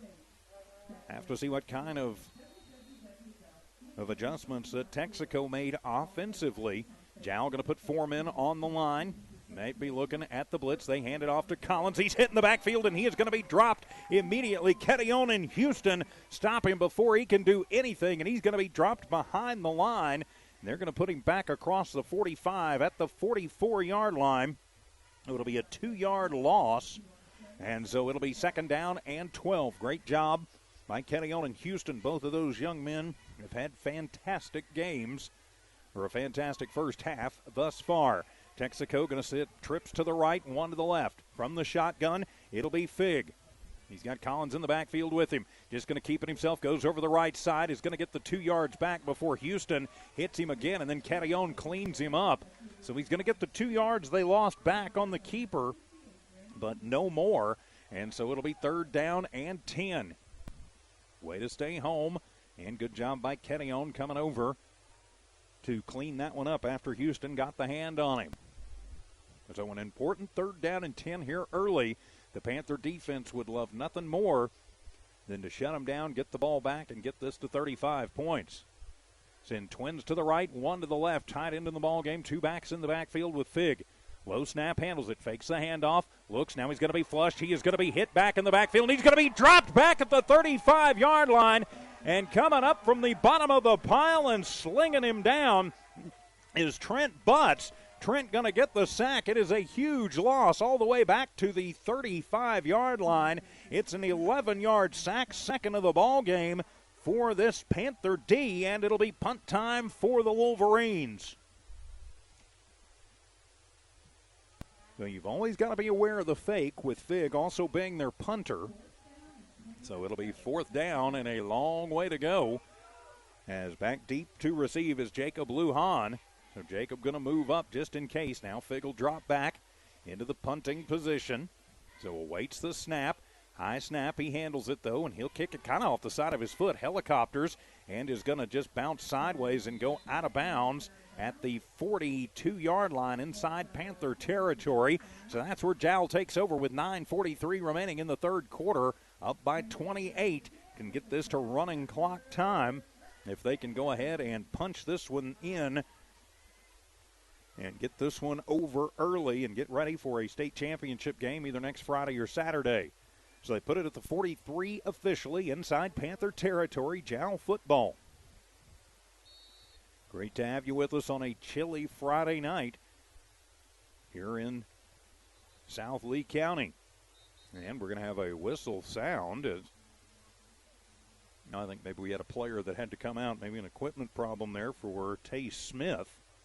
So he's going to come out. Going in his place will be Cruz Garcia. I'm going to come in at the nose tackle position. So it'll be 1st and 10 for the Panthers from their own 43-yard line. Alexavier Quetillon is the quarterback from the pistol. Fake the handoff, looks to pass, throws it across the middle, and that one is going to be almost picked off as Alex threw that one, and it looked like he was throwing it right to Collins. He had the inside bead and the inside track on the pass. The intended target was Rodriguez, but knocked away. And so it'll be 2nd down and 10. Again, I think you just bread and butter this until you go ahead and keep everything clicking until you get up by the 35. But again, there's a reason I'm up here, and Coach Giles and his staff are down there. So it'll be 2nd down and 10. Jal will split 1 to the left, 1 to the right. Lujan is the deep back behind Quetillon as Alexavier keeps himself right side. He is going to be hit at the line and spun down. Nice job by Braden Bender. Reads that one, and so he might have gotten a yard, and yep, they will give Alex a yard, but no more than that. And so it'll be 3rd down and 9, make it 3rd and 8. They give him 2 officially. 9 minutes, 15 seconds remaining here in the 3rd quarter. Jal just going to take their time, eating up some clock. As bringing the play in from the sideline is Ito Arroyo. Arroyo brings the play in. Jal will share it amongst themselves. Pardon me. As we've got 1 receiver left, 1 to the right. Lujan still the deep back, trying the hard count. And now they're going to call timeout. They didn't get him to jump that time. As getting a little antsy was Warren Schooley, but didn't get him to jump. It wouldn't have been enough to get him the 1st down, but would have gotten him a lot closer. So 3rd down and 8 to go. Jal takes the timeout, so we'll take it with him. Jal 34, Texaco 6, back in 30 seconds on Kicks 103.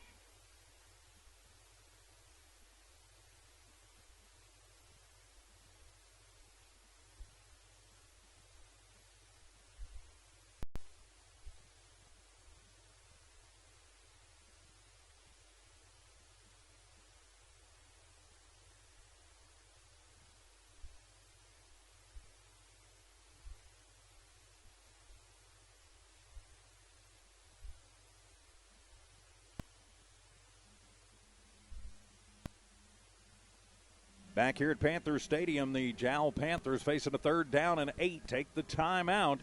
Going to see what they have got in the bag of tricks. I think maybe you just send Alexavier over the right tackle or the right guard and see what happens. So from the 45-yard line, it'll be 3rd down and 8 for the Panthers. Just underway here in the 3rd quarter, 8:45 to go. Jal on their first possession of this half. And Quetillon going to keep it. He's going to sweep it out to the right side. Is hit at the 50, goes into Texaco territory at the 48-yard line, where he's brought down by Tay Smith. Again, that young man has had a whale of a ball game. Also in on the stop was Braden Bender. He's going to be just a little bit short of the 1st down. It'll be a pickup of 7, and so it'll be 4th down and a long 1, short 2. 113 on the ground for Alexavier, as Rodriguez will bring the play in from the sideline. So I think what we're going to see here, Don Morgan, is maybe just what we saw the last time they had 4th and short, is they're just going to put Alex up under center and let him bowl forward and get that couple of yards. It would seem that way. I mean, he's capable of that, at least if the line will give him a little bit of room. But they're going to go ahead and put him in the pistol formation. Looks Lujan like he'll throw. Is the deep back. Well, he'll do Maybe, something. And timeout taken by Jal. That's 2 timeouts burned on this possession. That is crazy. So they've already burned through 2 timeouts. So 7:51 to go in the 3rd quarter. Jal down to just 1 timeout for the half. You hope that doesn't come back to bite them. We're back in 30 seconds here on Kicks 103.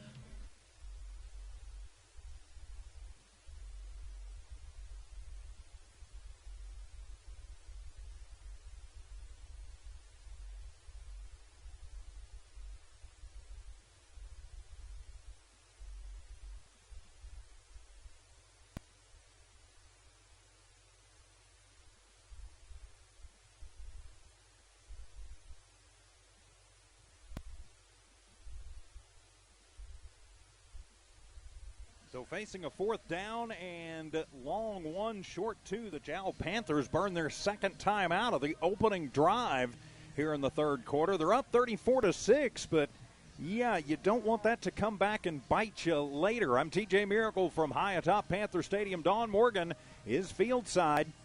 Sean Purvis and Tiff Stuber in studio engineering and producing. So facing a fourth down and two. Alexavier Ketillon going to come back out, be in the pistol formation. Lujan is his deep back, so fourth and about 1.5 yards to go. One receiver left, one to the right. Alex with it, keeps it himself, goes over right tackle, gets through the line, and is going to be brought down, but he gets about 6 yards before he is, and he was slung down there, but it'll move the chains. First down, Panthers. Well, he kind of got tripped. Nobody really, nope. So it'll be a Jal first down, no matter how you look at it. Yeah, nobody really handled him. He just kind of tripped, and somebody pushed out and got a hand on his leg, but. Yeah, I didn't see the number of who got him that time. Right. But, hey, it moves the chains. It puts it into Texaco territory. You can take your time, move the clock down to 7.5 minutes to go in the third. Jal up by 28, in control here. Yeah, the clock is Jal's friend. As Ketillon surveys the defense, goes up, takes his mouthpiece out, so he's calling an audible down there.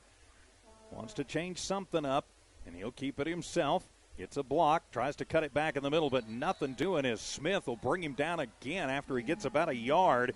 Where did Tay Smith come from? That young man, I mean, he doesn't have anything listed as far as his size, but he is a large young man, but he's deceptively quick. Mm-hmm. Especially for his size, very quick. So it'll be second down and 9 after the 1 yard quarterback keeper.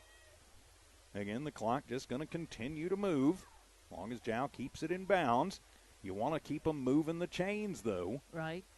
And again, you get the touchdown and the extra point, though. The clock doesn't stop except on timeouts and changes of possession and the change of quarter. And believe me, they go very quickly. So Ketillon changes the play at the line again. Takes the handoff, keeps it himself, comes near side, has some running room. Gets through one, crosses the 35, and going to be brought down at the 32-yard line. Going to be very close to the first down, as the tackle going to be made by Kyle Gonser. And I think he may have enough for the first down. What does it look like from down where you're at, Don? It's very, very close. I think they may get the chains in.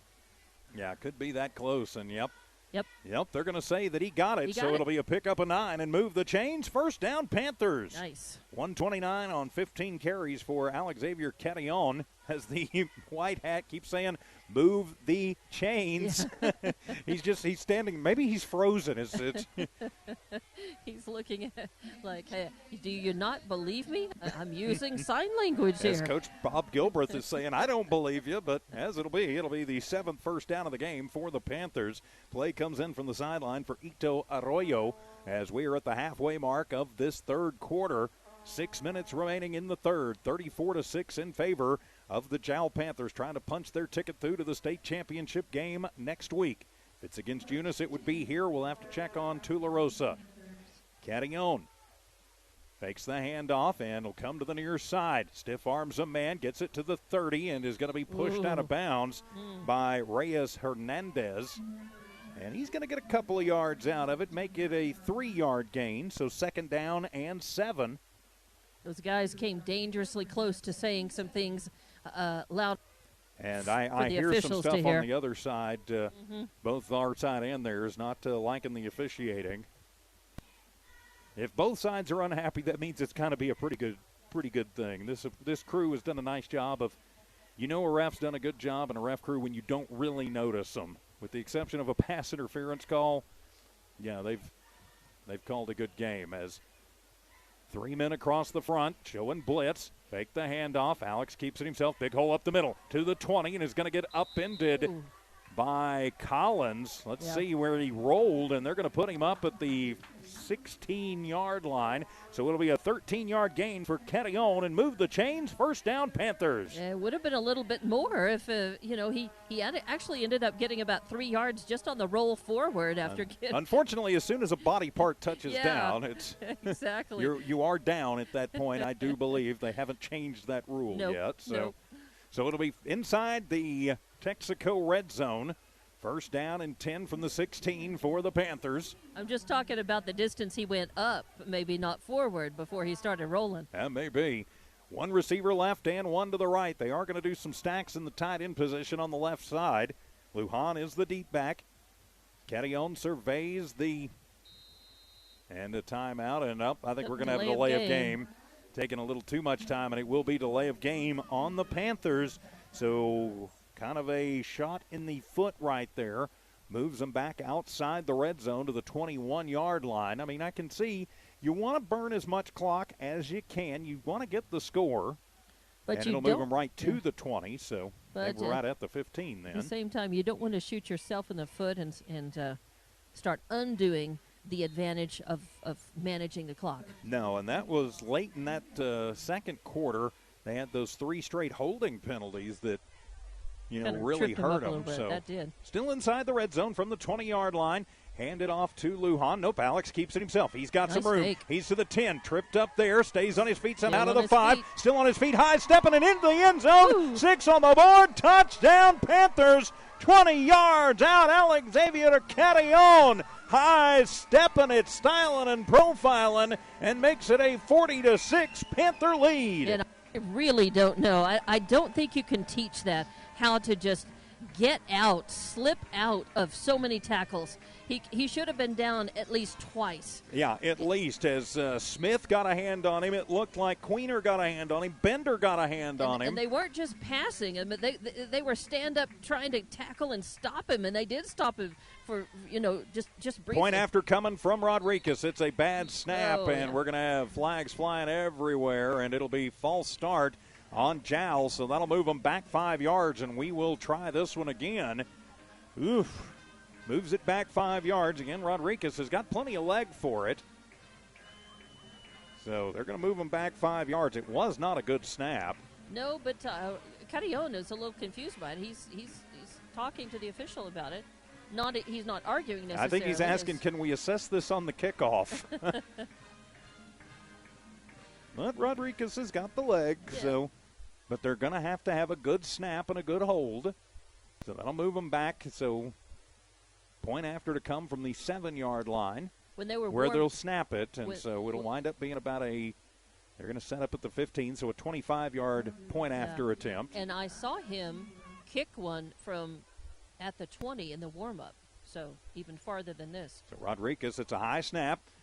Alex gets it down, and the kick is up, and it is no good, so they do not get it to the 35-point margin. That hurts. So with 4:47 to go in the third, it's Jal 40, Texaco 6. Still in control of this one. We're back in a minute here for more Panther playoff football on Kicks 103.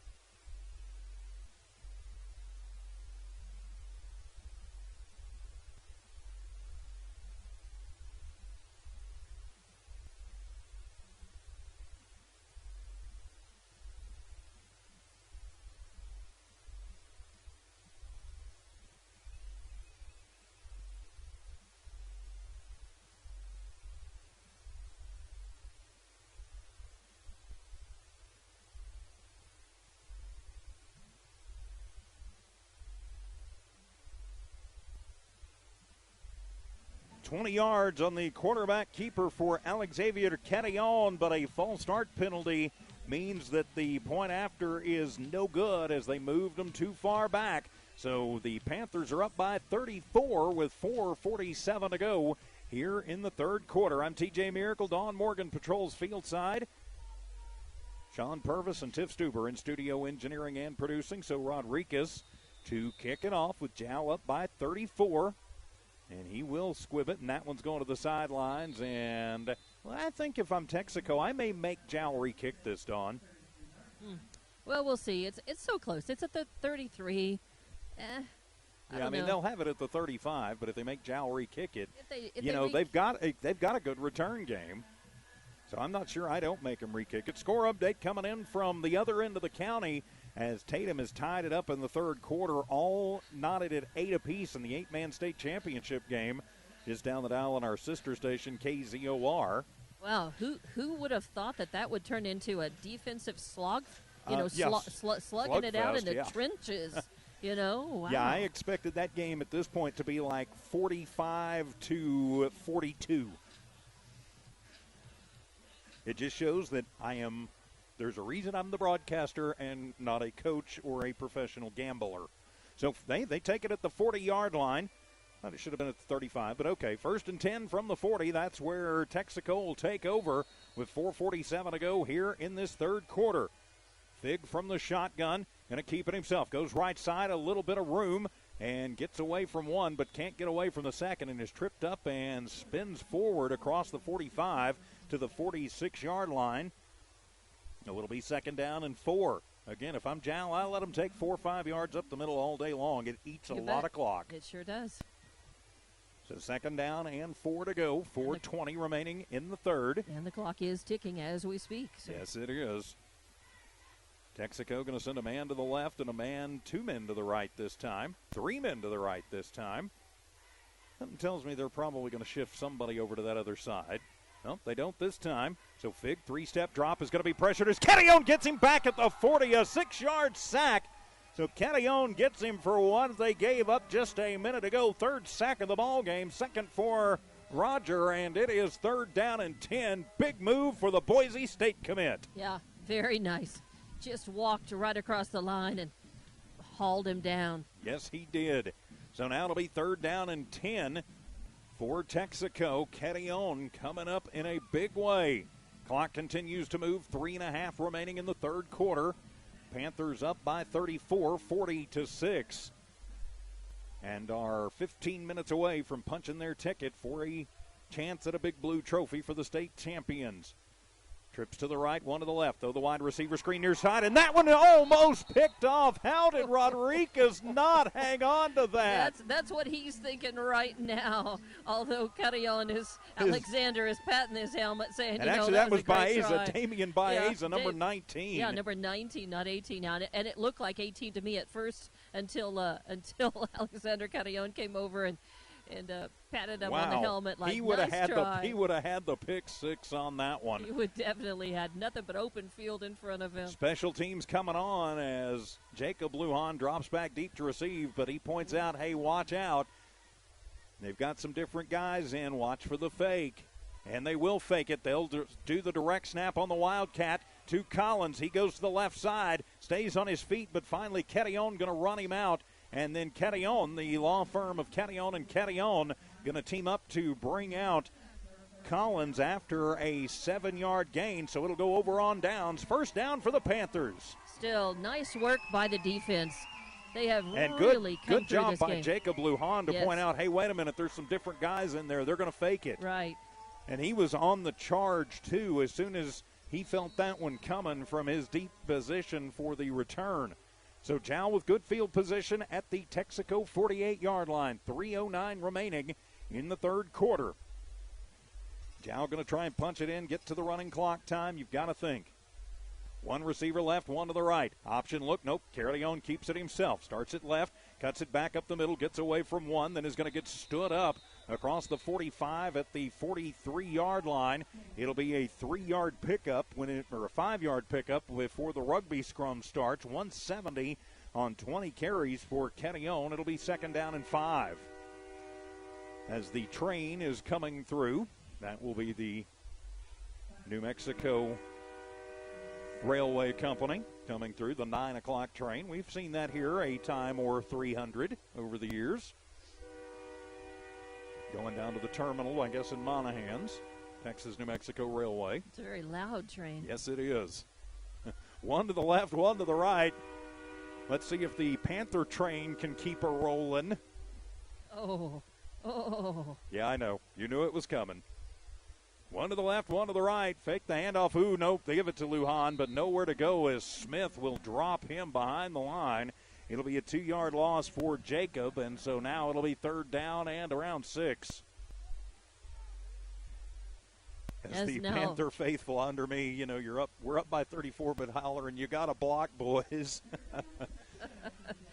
Well, you do have to block. It is kind of an important part of the game. Texaco's defense is stepping up right here, and yeah, they want to keep this under mercy rule timing if they can.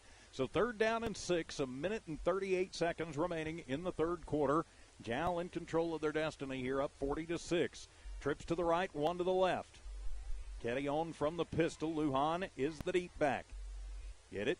Alex Xavier keeps it himself, goes right side, little spin move, and going to get stood up and rolls and spins right into the arms of Grant Jenkins, the 250-pound senior. So he's going to pick up 2, maybe 3 yards on the carry, and so it'll be 4th down and about 3. So 4th and 3, you've got to think the Panthers will go for it. They will, Coach Giles. I think we have a cramp. We have a Wolverine player and coming off the field. That'll be Warren Schooley. Yeah, and a 280-pound, 6-foot freshman. That's a big young man. And it's the weather. It's the cold weather. Not used to it. Looks like his calf, probably a cramp in his right calf is what it looks like. So they'll probably come out, stretch that out. It is definitely cold. Thankfully, the wind has not picked up a lot. It's blowing enough to make things, uncomfortable. Definitely. I am glad I will be the first to admit I am glad I am up here and out of the wind. My feet are a little cold, but I'm not complaining. I said early on when I got here, I kind of misunderestimated just how chilly it was going to be tonight. What I'm really missing are gloves, man. And I don't think I've got any on me. I do okay. not. We're almost done, but I. Continually thinking if I'm this cold, a lot of times just standing and walking around over here, and then I know those hands, on the field, even though they're staying a lot warmer than I am, but still, that's got to affect them sometimes. 4th and 3, Ketty on from the pistol, trips to the right side, throw the wide receiver screen, get it over to Sandoval. He comes back to the middle. I don't know why he did that, but he's going to be stood up and driven backwards. If he would have just kept going to the far side and turned it up, he'd have had it. I don't know why he cut it back. It'll be completed. Anyway. Yeah, I think we're going to have a hold. Let's see, and it will be holding on Jal, and I've got to think that is going to be declined because it would go over to Texaco on downs. So I'm going to go ahead and write down the no gain on the completion. Isn't this the first time that we've given up the ball on downs tonight to Texaco? I believe it is, yes. I think so. So no gain to Sandoval, and it'll go over on downs to Texaco. So we got back to the line of scrimmage, and Texaco holding on Jal, but it is declined. And so it'll be 1st down. Texaco is over on downs with 25 seconds remaining here in the third quarter. Thanks for being with us tonight here on KIXN Hobbs. Also on the Kicks 103 Hobbs app and watching live on the Lee County News and Sports YouTube channel and also on the tab at Hobbs America. They run an A11. I didn't think that was legal as they pitch it over to Collins from the A11, and he's hit from behind. I did not think that was legal in New Mexico. Collins gets, that is 27 yards on the A11, which is you line up, stick everybody up, and then just toss it to somebody. All 11 men are not eligible, so it's a very strange format. And I've actually never seen it run until just now, Dawn. Never seen it run at all, or just not in New Mexico? I've never seen it run at all live and in person. Okay. I've heard about it, but I have never seen it until just now. They say you do this long enough, you see everything. Under 10 seconds to play here in the third quarter. They're going to try to get one more off. They will. Fig back to pass. Now he's just going to step up in the middle, runs it to the right side, and he is going to slide down across the 25. And he's going to pick up 9 as the quarter expires on the third quarter. So we go to the fourth. The Panthers 12 minutes away from a trip to the state title game. Jal 40, Texaco 6. We are back in 1 minute here on Kicks 103.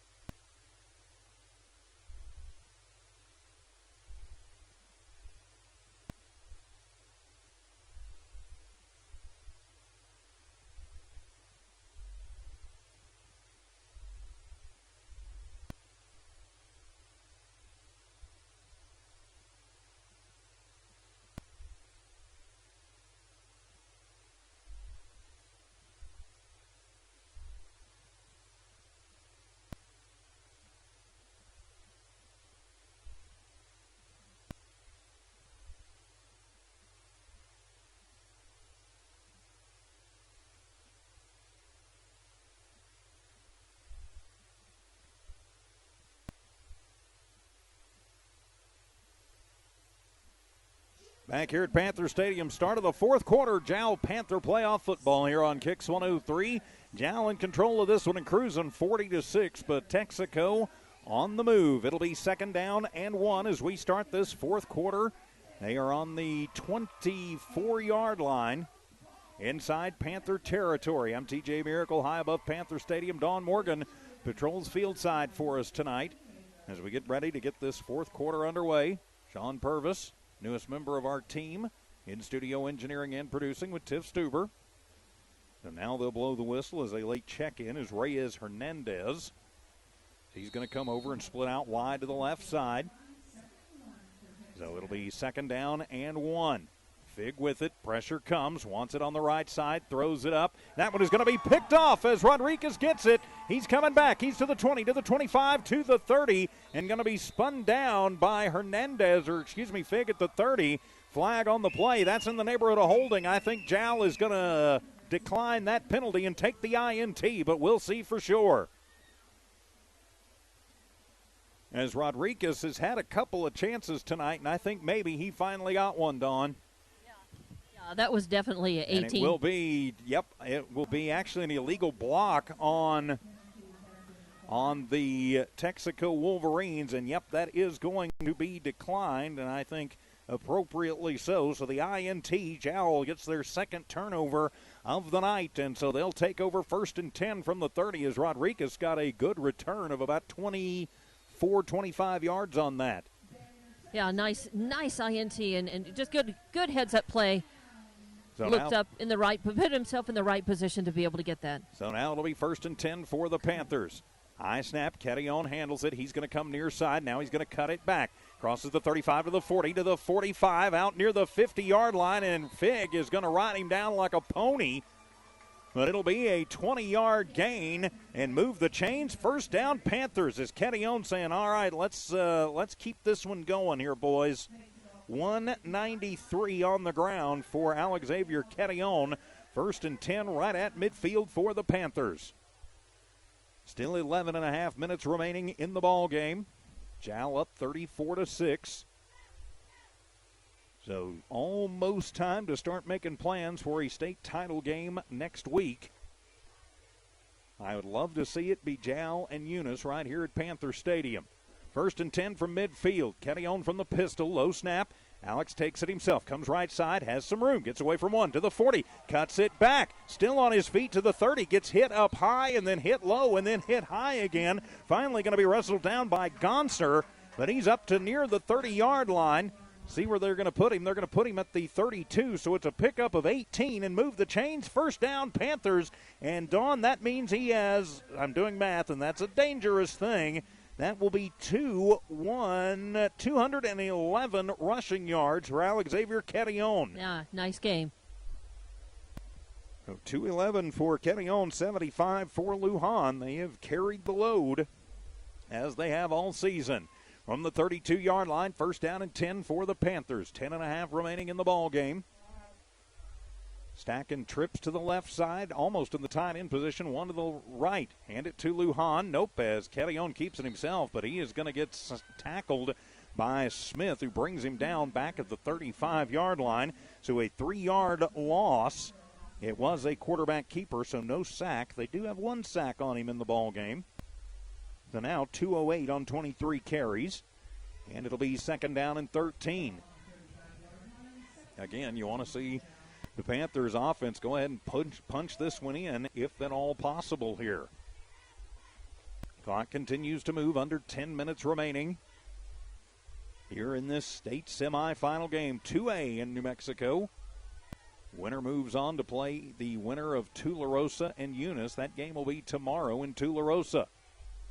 Kettyon from the pistol, keeps it himself, comes right side, has some room to the 30, cuts it back to the 25, to the 20, to the 15, still on his feet, going for the corner, to the 10, to the 5, and finally going to be stood up, and a helmet-to-helmet hit. That's illegal, but Kettyon gets it up to the 5-yard line. It's a 30-yard run for Alex Xavier, and first and goal for the Panthers. And he has really taken a couple of big hits. Just on this offensive drive, he has had a couple of big hits by Tay Smith on him, and he has come up a little slow a couple of those times. And I think it was Gonser who led with the helmet that this time, yes. And so he's definitely he's getting punished out there, but he's still getting the cobwebs out a little bit down there, looks like. The 9:06 remaining. First down and goal for the Panthers from the 5-yard line. Trying to go ahead and put the exclamation point on this one. Up by 34. Trying to make it some more. So Alex Xavier goes up to the line. Just going to go up under center, and he's going to go over right tackle. Gets it to the 2, and Smith meets him and drives him backwards. So it'll be a 3-yard gain. Second and goal from the 2. 2:41 on the ground on 25 carries for Carrion. So just pulls it forward for a couple of yards. They say his knee went down at the 4, so 1 yard officially. Second and goal from the 4. And he's got his hands on his knees again. Well, he's played a whale of a game on both ends of offense and defense. He certainly has. He's been in this game almost the entire time. To be that young again and have that much energy, I'm not sure I did even when I was his age. So it'll be second and goal from the 4. Panthers knocking on the door with 8 minutes to go in the ball game.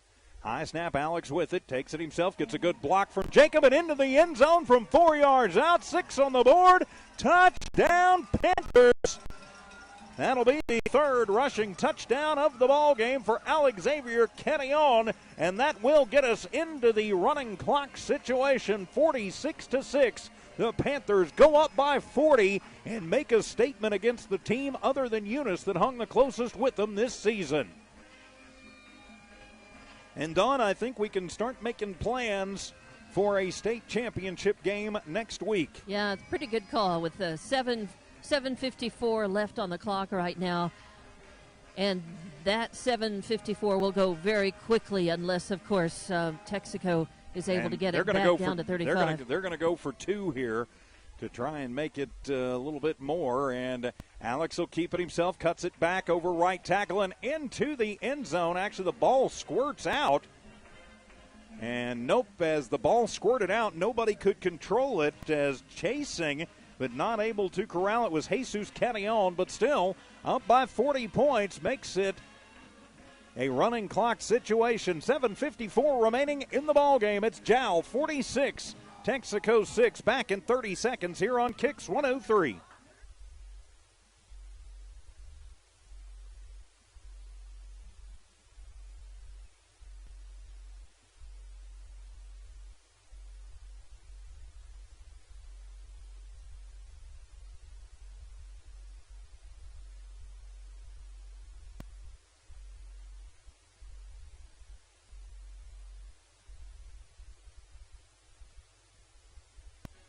And welcome back. Jal Panther playoff football continues here on Kicks 103. Alex Xavier Carrion goes over the 2-century mark on the drive and caps it off with a 3-yard touchdown run. The point after is no good, but the Panthers finally go up by more than 35. They're up 46-6.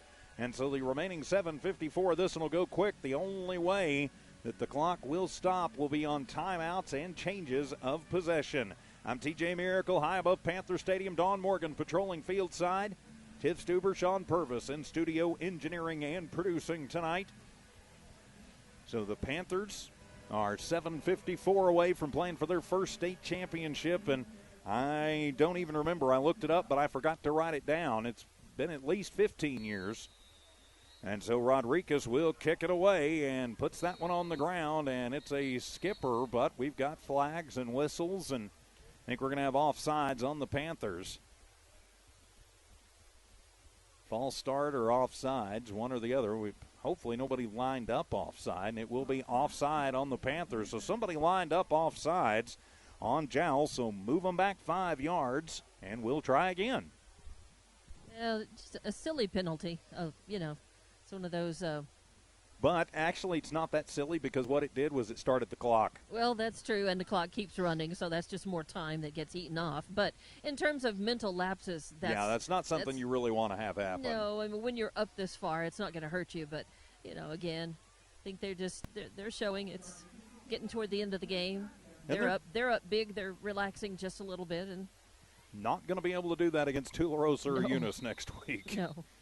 As Rodriguez will try it again, and this one he's going to kind of knuckleball, and it'll go right into the hands of Collins. Gets it at the 30 to the 35 to the 40, and he's going to get spun around and dropped at the 42-yard line. And having a heck of a game, Brandon Houston on special teams that time dropped Collins. Yeah, he's definitely, I mean, the lines, the offensive and defensive lines, and in some cases, I mean, those guys, we have a lot of two-way players. When you talk, small 2A football, 3A football, you get a lot of players who are just playing both offensive defense. But, man, both lines have had so many unsung heroes tonight and just really on it. Yes, they have. So it'll be 1st and 10 for the Wolverines as their season counts down to an end from the 43-yard line. As it'll be Fig keeping himself, rolling right side, and he is going to get hit and dropped from behind by Sandoval, coming on a blitz from his cornerback position on the near side of the field and brings him down for a loss. Nice job there by Sandoval. So Fig loses a yard on the play, and it'll be 2nd down and 11. Clock going to continue to move. We are under 6 to play in the ball game. As I notice, Giles coaches have taken off their headsets, so they're pretty much just going to let this one play out. Coming up and coming into the nose tackle position is Rodriguez, going up against the big boys on the option look as Fig in trouble, and he's going to be hit, and he's going to be brought down as coming through the Jal Panthers drop him. Number 19, Damian Baeza, getting a hand on him. Also, Yuli Cervantes, and it is another sack for the Panthers, and that is all the way back at the 31-yard line. It's an 11-yard sack. That is the 4th of the ball game for the Panther D. So now it is 3rd down and a long way to go. Clock continues to move. 3rd and 21 officially. As bringing the play in and just kind of shouting it over is Reyes Hernandez. Texaco, they want to get another score on the board. They're going to have to move a little bit quicker. Send trips to the left. Now they're going to move everybody around. Twins left, twins right. Single back in the backfield is Bender. Low snap. Fig going to just have to pick it up off the turf. Comes near side, looking for some room, trying to get the corner. He will, and he will scamper out of bounds at the 45-yard line. Normally that would stop the clock. It does not. Giving chase, Alex Xavier Catillon. But that's a big gain for him as he gets from the 32 all the way up to the 47. So that's 15 yards, and it'll be 4th down and 7. So 4th down and 7, Texaco will go for it. Nothing left to lose with 4 minutes to go in their season, and Jal up by 40, 46-6. Trips right, one to the left. Villarreal by himself to the left side. Fig rolling right side. Catillon giving chase. Fig steps up, lets it fly down the far sideline, and that one is going to be caught down at the 25 to the 20, 15, 10, 5, and into the end zone for the Texaco touchdown. And, Dawn, can you see that number? I can't see it from up here. Yeah, the guy who ran it in from the side, I can't because he never turned around, and there was a... I believe that's Bender, number 22. No, it's 19. So it'll be Caden Queener, his second of the ball game. 19. So he makes it a 54-yarder. So his second touchdown of the ball game will get it out of running clock time. And that doubles up the passing yards for Fig. That'll be 87 yards on 2 catches for Queener, both of them for touchdowns. Point after, and the 2-point attempt going to be no good for Collins and Fig, as the Panthers will bring them down, and that will be who else but Houston and Catillon. So 3:41 to go in the ball game. Jal 46, Texaco 12, back under running clock. We're back in a minute here on Kicks 103.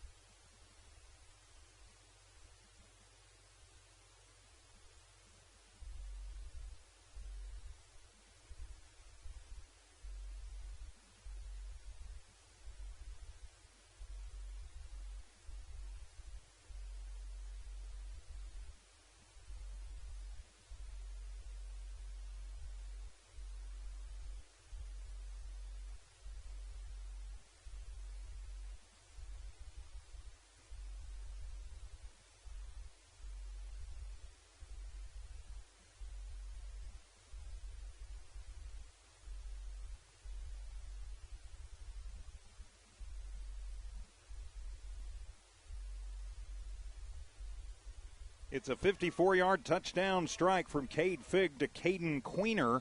Their second hookup of the day. Is Estrada going to come up, and they are going to go for the onside kick. And he will kick it high, and it'll be fielded by Sandoval, who gets tripped up, but still going to be up to the 45-yard line. Panthers will take over there, Dawn Morgan. Great job. Yeah, I was very afraid that he was going to go down at a funny angle and lose his handle on the football, but he held on to it. So now for the Panthers, we are back under the running clock timing, but still up comfortably. All Jal really has to do now, Texaco has all 3 timeouts. I don't think that Coach Gilbreth would burn all 3 of those timeouts, but some coaches will, is to try and prolong the game. Quick score update coming in from the other end of the county. Tatum and Melrose are tied at 14 late in the fourth quarter of that one. So a battle going on for the 8-man state championship. So it'll be 1st and 10 for the Panthers. And it'll be Cadillon. Looks the pitch. Now he'll keep it. Crosses midfield, and Smith hits him again. But he's going to pick up 6, and it'll be 2nd down. And call it 4. 250 on the ground for Alex Xavier. I'm sorry, he's made me tired and sore just watching him, Dawn. Yeah, very definitely. He's not only, worked a lot and worked hard and effectively in this game, but he's been worked over a lot in this game too. He has been. Jal going to take just as much time as they can. Couple of first downs will end it if Texaco doesn't decide to use their timeouts. You don't think they want to rub it in too much. So going to send trips to the right, one to the left. They've got that little tight end stack. Cadillon keeps it himself up the middle. Got some room to the 40, to the 35, to the 30, up the middle, to the 20, 15, 10, 5. Put it in the end zone. 6 on the board. Touchdown Panthers. 49 yards to the house. Alex Xavier Cadillon puts the exclamation point on this one. Can I give him 50, Dawn? You can. Or was he on our side of the field, or was he on the Jal side, or was he on the Texaco side? Oh, I don't know if you can give him that much. All right, so 299 rushing yards for Alex Xavier Cadillon. I'm pretty sure he was on our side of the turf. Yeah, so. I think it was maybe 49. Yeah, it was 49. So 290. I want to find another yard for Alex Xavier. Bad snap. Alex Xavier gets it down. The kick by Rodriguez is up, and it is good. So 2.5 minutes to play in this one. The Panthers are going to play for a Big Blue Trophy next week as they lead this one 53-12. Back in a minute here on Kicks 103.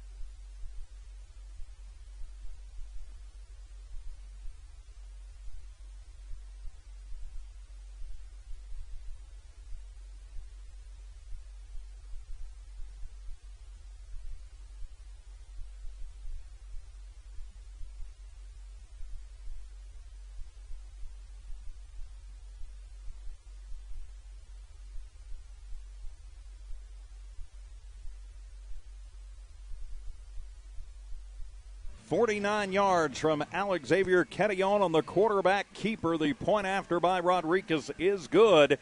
And the Panthers are rolling 53-12.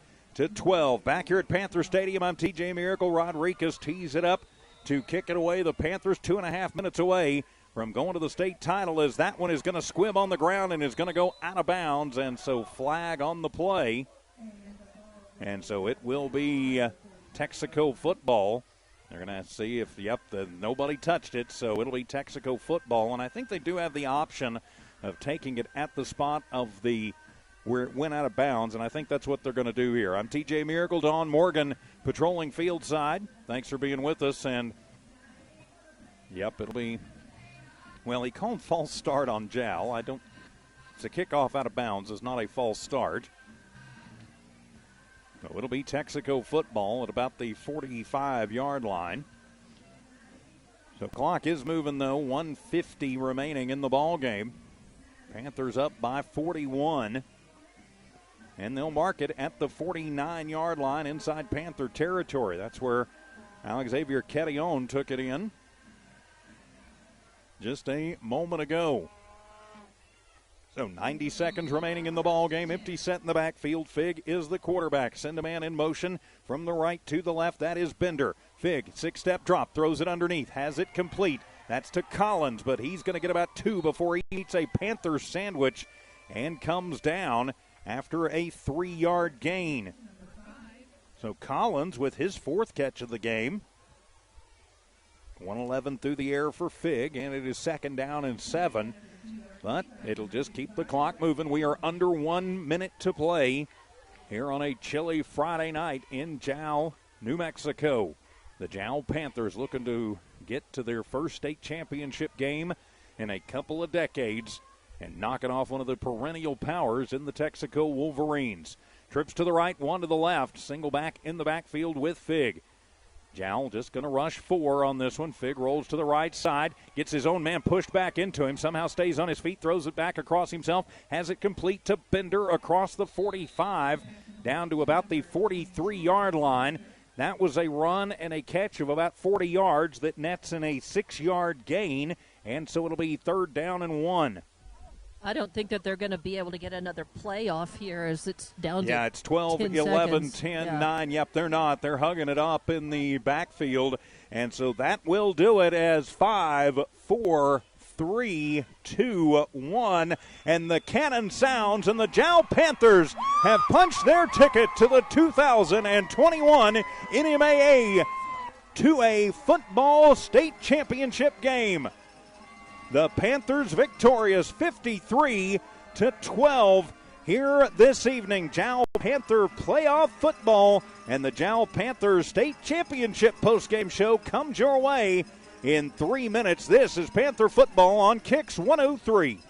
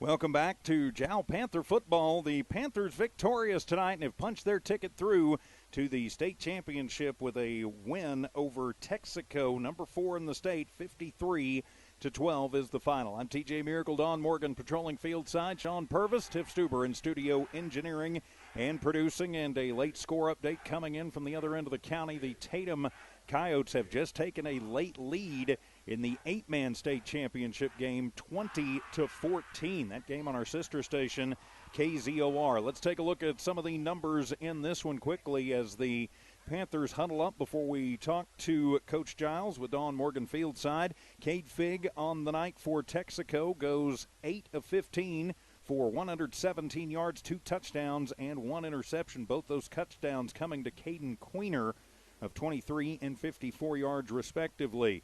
Cade Collins was the leading rusher, 17 carries, 96 yards. Figg with 15 carries for 33 yards. He was sacked 3 times. Collins was also sacked once, running a quarterback or running a wildcat, so that goes into the books as a sack. The Wolverines were flagged 5 times for 40 yards in the ball game. They get 139 on the ground, 117 through the air. Or how did I get 139 there? That's not 139. So I'm going to do some more quick math here. Let's see, that would actually be 129. 6'9", yes, 129, not 139. So 256 total yards. So 129 on the ground, 117 through the air for Texaco. Again, their leading rusher was Cade Collins. They got 11 first downs in the ball game, but still only managed to get 12 points on the board.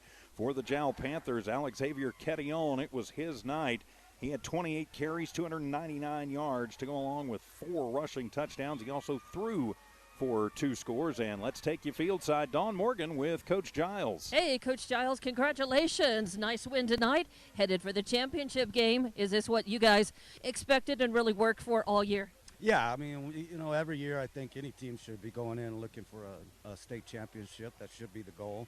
That's definitely what our goal was, and we're going to get an opportunity to play for one, so we feel very, very fortunate to be able to do that. Now, this Texaco team, when you met earlier in this season, this team hung 57 points on you guys. Tonight, not so much. What specific defensive adjustments did you guys make to make that happen? Well, I don't know that we did a whole lot different than that first game. We just executed a whole lot better. I went back, watched that was week 1 game. We went back and watched that, and, we look like a team playing week 1, and we definitely have improved on both sides of the ball, and I thought it showed tonight. Yeah, even from last week, I mean, and looking at this team, the evolution, especially defensively, seems very, very obvious over the season. But offensively, what did you like about this game, and what did you tell your players in the huddle just now? Well, you know what? We're able to throw the ball, and that really complements what we're doing in the run game. So we were able to make some plays early, and really make them to worry about the pass, So I think that was a big thing there. And looking ahead at next week, you don't know exactly who you're going to play yet. It'll be either Eunice or Tularosa. But if you were to play Eunice, how meaningful do you think that would be, and just how emotionally charged would that game be between 2 opponents that are about 18 miles from each other? Well, obviously that would make it much bigger, but this will be my 9th state championship to compete in, and they're all fully charged. I promise you that game, I don't care who you play. And right now, we'll play whoever's in front of us. I mean, that's all we can do. But I promise you, the electricity is going to be off the charts. All right. Well, thank you very much for your time. And what's the message going to be to your team this week? Right now, you don't know which team you're going to have to prepare for, but just how different will the preparations be for these 2 teams as you see them right now? Well, definitely different. I mean, what Eunice does and what Texaco does is, quite a bit different. So, we'll have to see who we play, but, and then we'll get a plan together and get to work on Monday. All right. Well, congratulations on this win tonight, and of course, a big week, and we'll certainly be there for that championship game. And good luck in that, Coach. All right. Thank you. All right. Right. All right, Don Morgan with a coach's conversation. Coach Giles, after his Jal Panthers have punched their ticket into the 2A state championship game. A quick follow-up on the numbers. Alex Xavier Carrion, 28 carries, 299 yards, 4 rushing touchdowns. Jacob Lujan, 7 carries, 75 yards. He also had a rushing touchdown tonight. Alex Xavier through the air goes 3 of 8 for 68 yards, 2 touchdowns and an INT. Those touchdowns coming to Jacob Lujan from 36 out and Andres Lujan from 32 out. So 68 through the air, 385 cumulatively on the ground, 453 total yards for the Jal Panthers. And a score update coming in from the 8-man state title game as the Tatum Coyotes have brought the first Blue Trophy of the year home to Lee County, as Tatum winning that ball game 22-14 in overtime. Congratulations to the Tatum Coyotes and the entire squad up there. So a big game tonight. Of course, we've got a triple header of big games for you tomorrow. Matter of fact, we'll know tomorrow starting at 1 o'clock who this Jal Panther team will be taking on in 1 week, as the Eunice Cardinals and the Tularosa Wildcats will be playing right here on Kicks 103 and on the Eunice Sports YouTube channel. Jimmy Jones, Recindo Caballero will be heading over to Tularosa for that game here on Kicks 103 tomorrow afternoon. Don Morgan, you and I will be heading up to Lovington for the 4A quarterfinal game, the number 1 Cats against number 8 Silver. And then the Hobbs Eagles will be on the road to Rio Rancho to take on Cleveland. Ty Friend and the coach Brian Coltrane will have that game for you on Cool 95.7. But tonight, all about the Jal Panthers as they are victorious tonight, 53-12. Final thoughts, Dawn? What was that final score on the Tatum game? 22-14 in overtime. 22-14 in overtime. Well, that was quite the game, and pretty exciting football up north. We had a pretty exciting game down here. It wasn't nearly as close or as much of a nail-biter, certainly, but, man, it was well played and well executed. I have to agree with the coach in looking at this game, and kind of that's basically what we said even by halftime, was that there was such good execution going on, especially defensively, that that this game was never really in doubt. You don't take your opponent lightly, no matter who they are, and you don't rest until you've got it pretty much in the bag. But still, it was a good win for Jal, good preparation for next week, and of course we just say good luck. May if it turns out to be a battle, a Lee County team battle, that's going to be the not a first, but the first in a long time, right? If that happens, I believe so. Yes, first in many decades. So we'll have to say let the best team win at that point. But tonight was a good win for Jal. So congratulations. Of course, we will have that game for you next week on our family of stations. We don't know the time or the opponent or the day yet, but just keep it tuned into Kicks 103 and our sister stations. We will let you know where it will be. I can tell you for a 100% fact, we are not allowed to video stream next week's game, even if it is here in Lee County, but we will have the audio available for you on this YouTube channel, the Lee County News and Sports YouTube channel. But just an impressive night tonight. The Jal Panthers going to play for their first state title in at least a couple of decades. So with that, my friends, we will put a wrap on this one. The Panthers victorious once again, 53-12. For Sean Purvis and Tiff Stuber in studio engineering and producing, for Don Morgan, I'm TJ Miracle saying so long from Panther Stadium. This has been an exclusive presentation of Walmart Digital and Kicks 103 Sports under rights granted by the New Mexico Activities Association and the Jal Schools. Good night, everybody. We'll see you in Lovington tomorrow on KZOR.